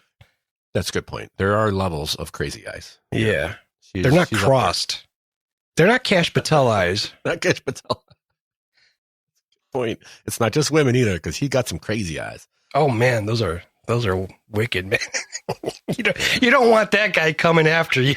No, I can see why everybody's getting so scared. Oh, you know what? I didn't even put in I have the story in there, but I didn't put it in the lineup. Oh well, I guess we'll move. They arrested a bunch of pedophiles. I forgot to put it in there, but we will keep it for next week. Oh, you want to go over that story? I don't think we have to. What do you think? Yeah. You want to save it for next week? No, I don't even. I think it's a virtue signal by David Yost, Attorney General Dave Yost. It's like 100 and some people on that list. I figured we'd go through the list. It's a bunch of Johns. Yeah, I know. That's what the headline was. Local priest. I'm like, yeah, no kidding. Well, yeah, okay. By the way, your local priest at the local, I think the Greek church in Tremont here in Cleveland, he got busted. Hey, shocker! Priests are human too. Oh yeah. They need a little rub down here and there. A 76-year-old Dean Dimon got busted for soliciting prostitution. A prostitute. Lord. Yeah, 76, and he's still out there, man. Damn, give that guy a high five. Good on him, yeah. Jeez, what have you been eating? But this is their task force for human trafficking, but they're busting Johns here, and they say minors, and I have a feeling there's a handful of 17-year-old females. Yep, that got busted, and the only thing that I saw anything younger than 17, and not that that's much better. It's not much better. No, it's terrible, but it's not child trafficking. I'm sorry. It's not. They mentioned they recovered a 14-year-old girl. That's gross, but they recovered a 14-year-old girl known to be at risk for trafficking. So we don't even know if she was being trafficked. We'll put the link in the show notes, but it's just check out the list. Make sure there's nobody on it that you know. Yeah, it's just a way to embarrass a bunch of guys that were looking for some little action. Yes, Ohio is one of the worst places for sex trafficking. Yeah, but whenever they talk about that, like human trafficking, and I know, like, I don't know if these were people being human trafficked or if they were there on their own will, at their own will. I mean, you're talking, I don't know. They don't give you any info. So to me, it's just a kind of a thing. Look, we're doing something. And, whenever I think of like child trafficking, I mean, I'm thinking they should be going after the child traffickers that are putting 12-year-olds and 14-year-olds and 8-year-olds out there, not somebody that's looking for a happy ending in a massage parlor. Yes, I agree, but I would also point out there are more slaves now in the sex trade than in all of the 400-year history of the European slave trade. So, and they're not just kids. I'm just wondering what's a slave. Like, how many of these are really slaves? They never talk about that. I'm not. Yeah, I get it. I know you're not downplaying it. I'm just to point out that it is a huge problem. Is it some? Yeah, it's a problem. But is it somebody really being a slave, or somebody that just needs to do some work to get their next fix, which is awful. Yeah. But it's not. To me, that's not the same. I would say it's a mix. It's probably a lot less of the sex slave than it is the other way. I think you're right. It's probably more of the drug related, that kind of stuff. Yeah. I just like to point it out because it's one of the things that a lot of people don't know. That's a huge problem. And Ohio's one of the worst for offenders of sex trafficking, and especially minors. It's pretty weird that it would be here. I don't know why that is because we're a border state, easy to get across the border. I don't know. I think it's easier. I mentioned it before. A lot of younger people go missing around that Ashtabula area. Yeah, because you're right on the corner. There's 90 right there, and there's some truck stops around that area, and they do go missing in that area, and it's just an easy way for somebody to snatch somebody and get the hell out of Ohio, even. Yeah. All right, we'll keep that in the show notes. Again, check out the list. Make sure you're not on it. First of all, I think you would know if you're on it. I think you would know, yeah. And if you're on it, hide it from your wife. Yes, definitely. Delete it immediately from all your history. Next on our list, which was actually on the rundown, Ohio farmers are having some issues with tariffs. Or are they? Yeah. What do you have to say about this, Tom? Well, I've been hearing a lot of screeching coming from a handful of farmers about the tariffs from China to China because they're not able to sell to China, and they're whining about whining might be strong, but they're saying how much their costs have gone up and how much less they're getting per bushel. Because there's more in the market, I think. So they're not making any money. But there are a few, and I think this is what stood out to me. So there's a how can we explain this real easy and quick? There's a tariff from China, so it's hard to sell to China. You can't, you don't make any money. Their costs have gone up, but these are all the farmers that are complaining are the really large 400-acre plus farmers that are doing monocrops, basically soybeans or corn, and they don't do any other kind of crops. Now, the ones that are still doing well are the smaller farmers doing organic and not so much monocrops. They'll they'll grow other things, which is far healthier for our soil and far healthier for you as a consumer. And because they don't need the fertilizer. Fertilizer has shot up, so they build their soil. They're not using fertilizer, like chemical fertilizers, and they're not buying seeds from these. What was the name of the company? Monsanto. Is that what something like that. So they're not buying seeds from I think they're just making their own seeds, and they're doing really well.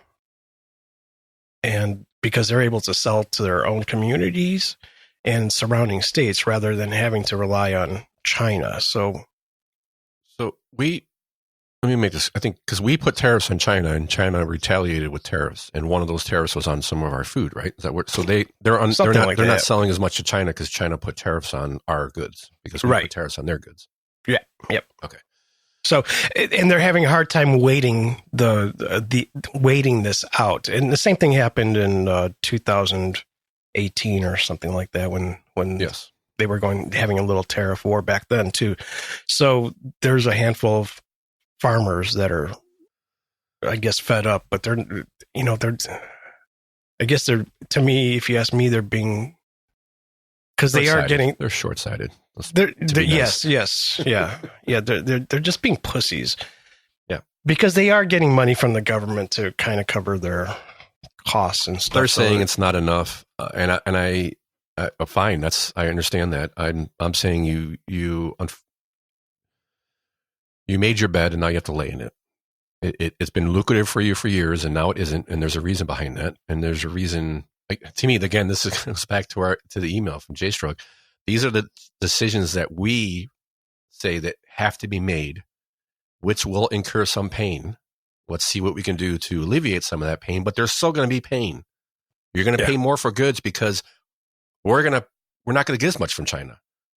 Everybody wants American-made stuff, but they don't want to buy American-made stuff because it's too expensive, they say. So that's part of it. But there's also the next story, which is related. So apparently, the leaders from the Taiwan Ministry of Agriculture will purchase Ohio-grown corn and soybean in the tune of $124 billion. Let's see. They would need lease agreement would generate estimated $6.4 billion over 3 years. So how farmers grow more than 200 different kinds of crops and livestock, according to Baldridge. Each year, food and agriculture. Oh no. I added the wrong number. So food and agriculture added $124 billion to the state's economy, and this agreement would do about $3 billion per year in sales from Ohio-grown corn and soybean. So a little bit of help there, I think. Yeah. By the way, I did a little. There's a guy from that first article, and there's a clip in there that's like almost 7 minutes long. That's why I didn't clip anything. Yeah, and I'll listen to it. Yep. And there's, I don't know how many farmers we got listening to us, but there's like one farmer that is flipped from going, his name is Gibbs, and he kind of shifted to the Democratic Party. He's some type of leader in the Democratic Party rural caucus now. But when I looked into Republican rural caucus, and since the tariffs, he switched to the Democratic. Yeah. But when I looked into him, he's kind of, I don't know, there's some kind of weird, he's making money. I think he's making money with some type of NGO. He chaired the Shelby County Republican Party. Now he heads the Shelby County Democratic Party. Yeah, but he's running some other kind of group. So he was a Democrat to begin with. Was he thinking? If you're gonna switch that quickly over this, like,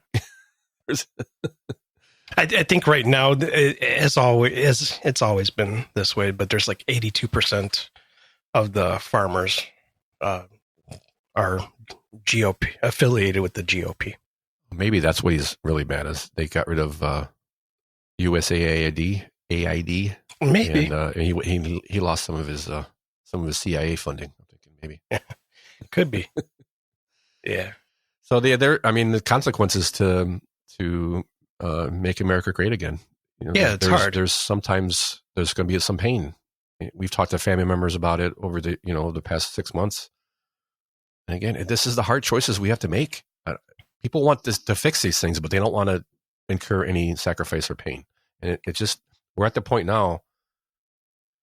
I mean, we're at the point now where the change we're going to have to make will hurt. And I'm thinking maybe you shouldn't rely so much on China. Maybe you should grow something for America so we can have. Yeah, they need to sell not a funny story, but something that a lot of people won't realize this, because I didn't until recently, was I went to buy some hay bales a couple of years ago, and I went to a local farm here. It was an 82-acre farm, and I was talking to the guy, and it shocked me. I'm like, oh man, this is awesome. You got 82 acres here, and I thought he was a farmer, and he is. And he's like, he just kind of laughed. He's like, you can't make any money. It was all corn, by the way. He's like, you need 400 plus acres to make money. At anything under that, it's just a hobby. So he had a day job, and his hobby was just growing corn, So he didn't, I'm sure he made a few dollars, but it wasn't like. You can't rely on it. It's not. It's not a living. You need to have 400, and I think that's a huge problem with the monocrops. And it's, first of all, it's not good for the soil. It's not good for you, and it's not. It's just not a good way. But it's probably easy. Not probably. It is the easiest way for farmers to make money, because it's less labor intensive and somewhat guarantee the sale of your product before it's even grown, which is big. And I think a third of the product goes overseas, so that's part of the issue with the tariffs. But anyways, yes, I do see a trend of more permaculture happening. And I hope it continues. And it's more labor intensive, but it's smaller farms that grow different crops, and they do it in permaculture is a little bit more. I'd have to get a little bit more involved in describing it, but it's natural fertilizers. It's plants growing next to other plants that help them each other out, and it's right. It's how we used to grow. Yeah, it's how a market garden often grows. So, but I think they're scaling up. A lot of farms are scaling that up and trying to supply the whole community and the whole state and surrounding states, rather than maybe just a small a bit of restaurants and. I guess the subscribers, I forget what they call that program, but you can subscribe to a package that shows up to your doorstep from a local farm. Right. I think it's, thought just flew out of my head. Holy crap. I think, I was going to say it's going back to some of the lessons we learned during the Dust Bowl back in the day, when they kept growing the same crop over and over again, and until they had the soil was just depleted. All the topsoil is gone. And we've gone back to that. And this came to light when the Ukraine-Russia full-scale war was going on. And got to make sure we say full scale all the time when we talk about that. So full-scale invasion. And when all of a sudden prices for fertilizer just shot through the roof, because a lot of them come from overseas, and Russia being one of them, and started realizing, without this, we might be in some deep doo-doo, because we have not been paying attention to our soil. Mm-hmm. Now, on top of that, I watch the documentary series, not really documentary series, but Clarkson's Farm on Amazon. And what Jeremy Clarkson he was a car guy. He was host of Top Gear on BBC, and then went to the Grand Tour for Amazon. During 2020 lockdowns, he bought a 1,000-acre farm in England, and for I think season 3 or 4 now, where he's not doing the car thing anymore, he's doing this. And 1,000 acre or hectare? I forget how they go in England. I thought you said acre, but okay, it's large. That's a big farm. Yeah, it's a massive. And he had bought it, and there was some guy already farming it. for a few years, and then that guy retired, so now he started doing it, and he's made a show out of it. And it's quite hilarious because his mantra through the whole car thing was, "I don't do manual labor." Well, now he's doing manual labor, and he's got this farm. But what I've gotten from it, which is one of the reasons he's doing it, is because he knows the plight of the farmer. He's seen it firsthand. And what I've noticed is the guy said you need 400 acres to make money. Yeah. Yet with all his land, he doesn't make it. He still doesn't make any money. I think this first or second year, he goes over the financials at the end of the season, and he made like $130. Yeah. If it wasn't for my TV thing, I would be poor. If it wasn't for my TV. It's razor thin margins, and 400 acres is kind of like the very minimum from what this farmer told me. Yeah, it's still hard though. I mean, there's so much. I mean, will it grow? Will you get enough rain? Too much rain? So on and so forth. There's that, and there's also this equipment, man, is so sophisticated now, and I don't even know if they can buy them anymore. You have to probably like lease it or rent it during the. I don't know how it works, but I can't. You're talking machines that are $400,000-$500,000, if not more, some of them, and John Deere is doing some really wretched stuff to where they can't they have to send it to John Deere for repairs. It's all proprietary, and you know how much money that would cost to do. I mean, I don't know how these farmers are doing it. Tell you the truth. That's the point. I don't every time I watch a season and I go, why would you be a farmer? You're poor and you work your ass off every day. Yeah, I think it feels good though. I get that. It's a lifestyle. But that's why I think it's like generational but out of 10 farmers, they're the next generation. There's probably like a half of them are just saying, no, I don't want to do it. The kids are like, no, I'll be a lawyer. To the big, they're selling to the big corporations or just selling the land for, a chip plant. Bill Gates. But it's hard, and that's really what that show is really good about. I mean, it really shows the plight of the farmer and how hard it is to do. And people need to we're so sheltered from that. I mean, our stores are full with usually 4 or 5 different options for something, and we're kind of spoiled. And sometimes we need a little smack in the face of reality, I think. So there's that. Say thank you to a farmer if you see them, because without them, we're kind of screwed. Shake his hand, you'll realize how hard he works with his hands. Yes. After you go, oh damn, that hurts.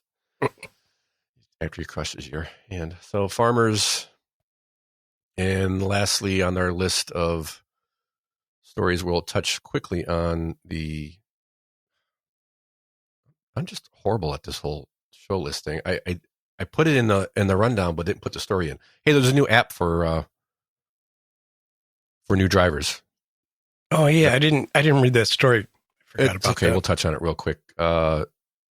Just beware if you've got new drivers, which I do have one coming up, that not only you're going to have to, anyone 20 years and younger will have to do this, where before it was 10 years or 18 years and younger. You're going to have to go through driving school and log 50 hours of practice time. I thought we did that when we were young. Not 50 hours. No, okay. 8. And on top of it, you have to get it notarized. Oh, okay. So you have to log it and that's part of what the app is. The app will do a couple things. It will help you log the time that you are driving with your student, your kid or whatever, but also will grade you if you let it. How it stops where, and of course, none of this will be shared with the state of Ohio. Nah. None of it. No, they'll just share it with all the insurance companies. Yes, for sure. They're going to make money off it with the insurance companies. Exactly. So there's that. To me, that was the surprising. 50 hours. Oh my goodness. I got to be stuck in the car with my teenage driver for 50 hours.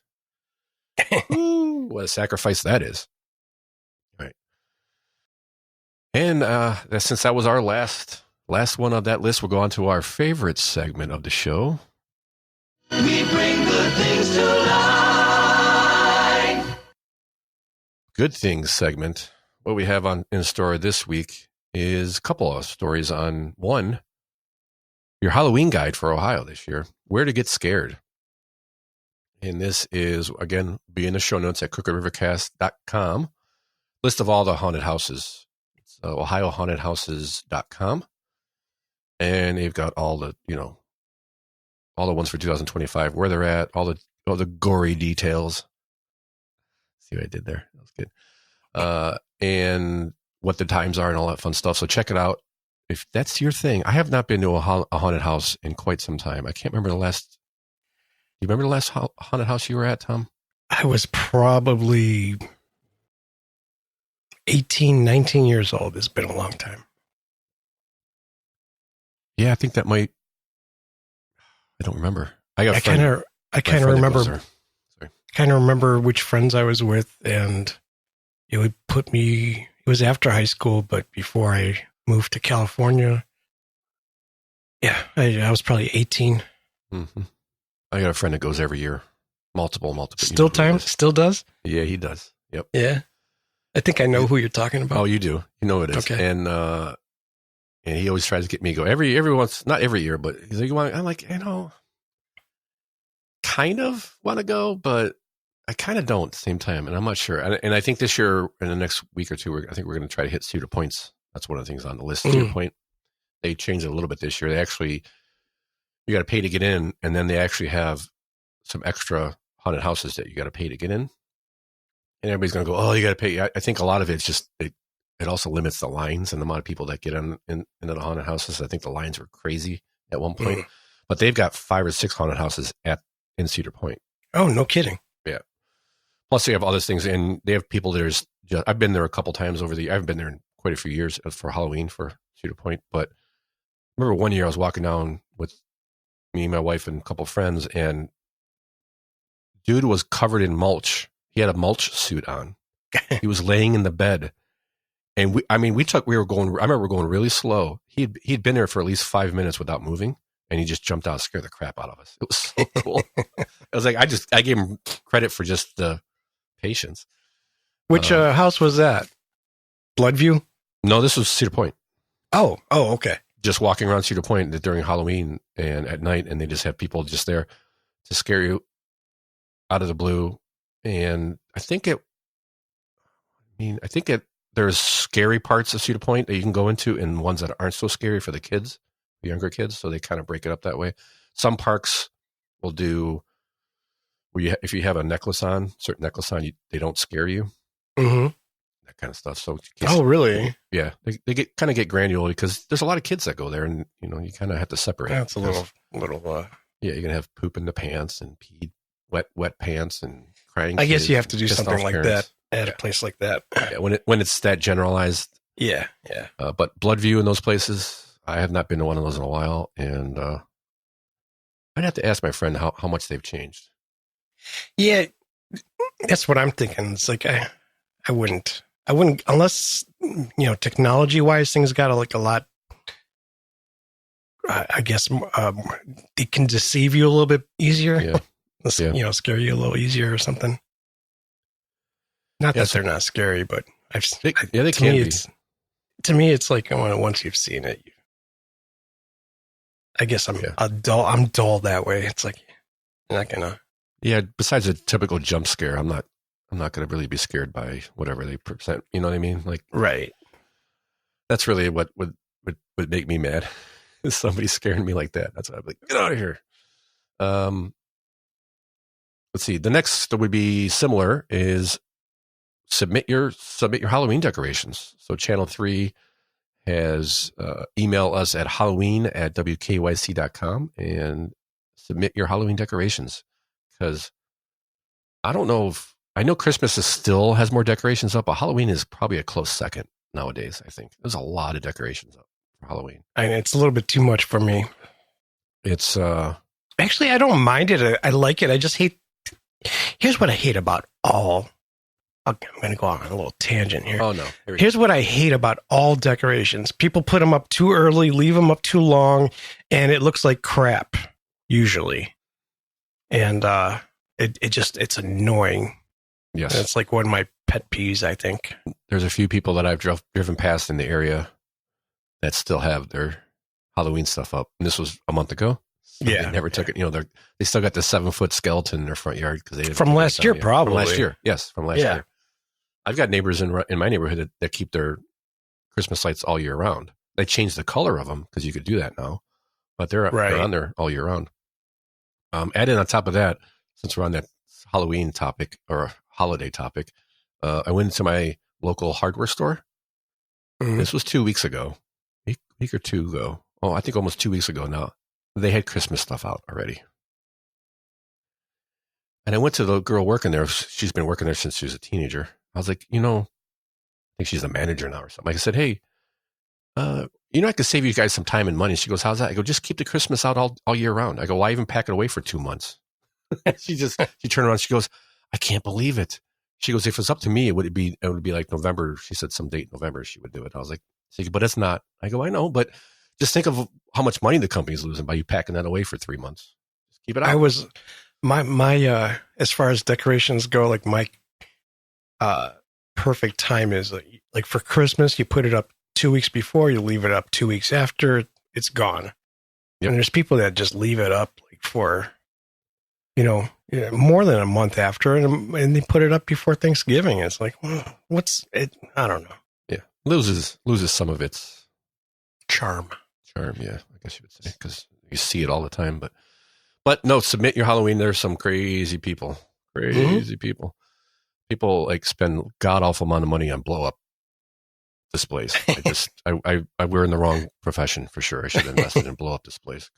Jeez, oh man, where do these people put all these things when they're not on the lawn? Like your house is not that big, right? They got to rent storage or something. Crazy. Lastly, on the good things list is happy birthday to the Ohio Turnpike. 70 years old, Ohio Turnpike is. October 1st, 1955.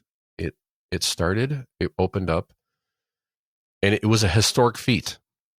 And for one reason alone. It started in 1952 with as many as 10,000 workers who joined. In the next 3 years, all of the workers helped complete the project on time and under budget, which never happens anymore. Really, they finished it under budget? You hear that a lot back then. Like, Empire State Building was ahead of schedule and under budget. Yeah. They were allowed to treat workers differently back then, so I think they pushed them a little harder. I think. Completion of Turnpike costs the state $8 million to complete, which in today's dollars would be $93 million, which is still a deal, I think. Yeah. Turnpike has become one of the state's top employers with 800 employees working at various roles, which I think they're going to be cutting that soon because they're automating all the toll booths. They're starting to do that. It opened with 241 miles in 1955. Does it say what it is at now? Go ahead. Did it go across the state back then? No, I don't. I think it was just 240 miles. I think that's. I don't know how many miles. It was over the years. Turnpike tallied over 51 million trips per year, averaging 140,000 cars per day. It doesn't say. Yeah. Does it say what? I don't see miles it is now. That's you. Oh, well, hang on a second. How many miles is the Ohio Turnpike? It's still 241 miles. What? It's the same as it was back then? Yeah, it's 241.3 miles. I figured it was. Yeah, but it goes all the way from Toledo, all the way through down south towards Pittsburgh. That'd be longer than 241 miles. So they haven't added anything to it since 1955? I don't think that goes down to Pittsburgh, though. It goes down that way, doesn't it? Or no, yeah, I don't think it's part of the... No, you're right. It heads south at one point. When it kind of combines with 480 at one point. It's 241 miles. That's crazy. I thought it'd be longer than that. So that's weird. They haven't added to it. I guess they just did the whole thing. I thought it was in sections. There's like doesn't portion. I forget. It's been a while since I've driven on the Turnpike for more than a few miles. Yeah. It's basically, it just follows the lake when you go out west. But when you go heading east from, like, let's say, middle of the state, it's south for a minute. But I think I don't think it's a Turnpike anymore. It turns into like a 76 or I forget. Yeah. No, you're right. There's I don't think it's continuous all the way across the state. I think it uses a couple of other freeways. Yeah, let me see here. It stops past Cleveland before Euclid. Yes. Yeah. Well, yeah, because 480 if you're coming from like Michigan, 480 ends, or 80 ends at 480. Right. Wait, I'm looking at 90. That's so weird. And then there's a part of that where it goes on to 90. Yeah. I don't think we know what the Turnpike really is, Tom. I'm looking at it. You know what? I Googled Turnpike and it's highlighting 90 for me. But the Turnpike, there's a part of the Turnpike that goes all the way to Lordstown, and then it changes into 76 right around that area. No, it goes across the whole state. Yeah. At one point, it goes down towards Hudson, though, doesn't it? Dip south a little bit. Yeah, I have a friend of mine that picks it up down there for. Yeah, because it's right down by Royalton here. It goes down to Hudson. Yeah, that's about when it hits south. Then it comes back up north, I guess. No, it never really comes back up north. Oh, okay. It heads down more south, where it changes into 76. Right about where the state line is, I think. Wow, it's been a while since I've driven on that, but yeah. Yeah, I have the Easy Pass now, so I don't even pay attention. I just go through the booth and it clicks it off now, so it makes it easy. And on that, happy birthday to the Ohio Turnpike. It's actually one of the most pleasant rides you can have most of the time in Ohio because it's mostly all 3 lanes now, especially if you're heading west. And they always have 2 lanes open, even when they're in construction. So it's quite nice. I use it when I can. But it, like I said, they are modernizing it. There's a lot of places there's not going to be any toll booths. There's going to be a lot of, you go on Chicago and Indiana, and it's pay by plate. That's what they're starting to do in Ohio. And they're going to cut some of those workers. They're not going to be 800 anymore, I don't think. Anywho, on that note, I just thought we could thank everybody for listening because we've done that like 4 or 5 times today. And we really appreciate it. Thank you for your time. If you got any feedback for the show you want to give us, crookedrivercast@gmail.com, or go to the website, see the show notes. Turn in your Halloween decorations, crookedrivercast.com. Thank you, everybody, for listening. We'll see you next week. Peace.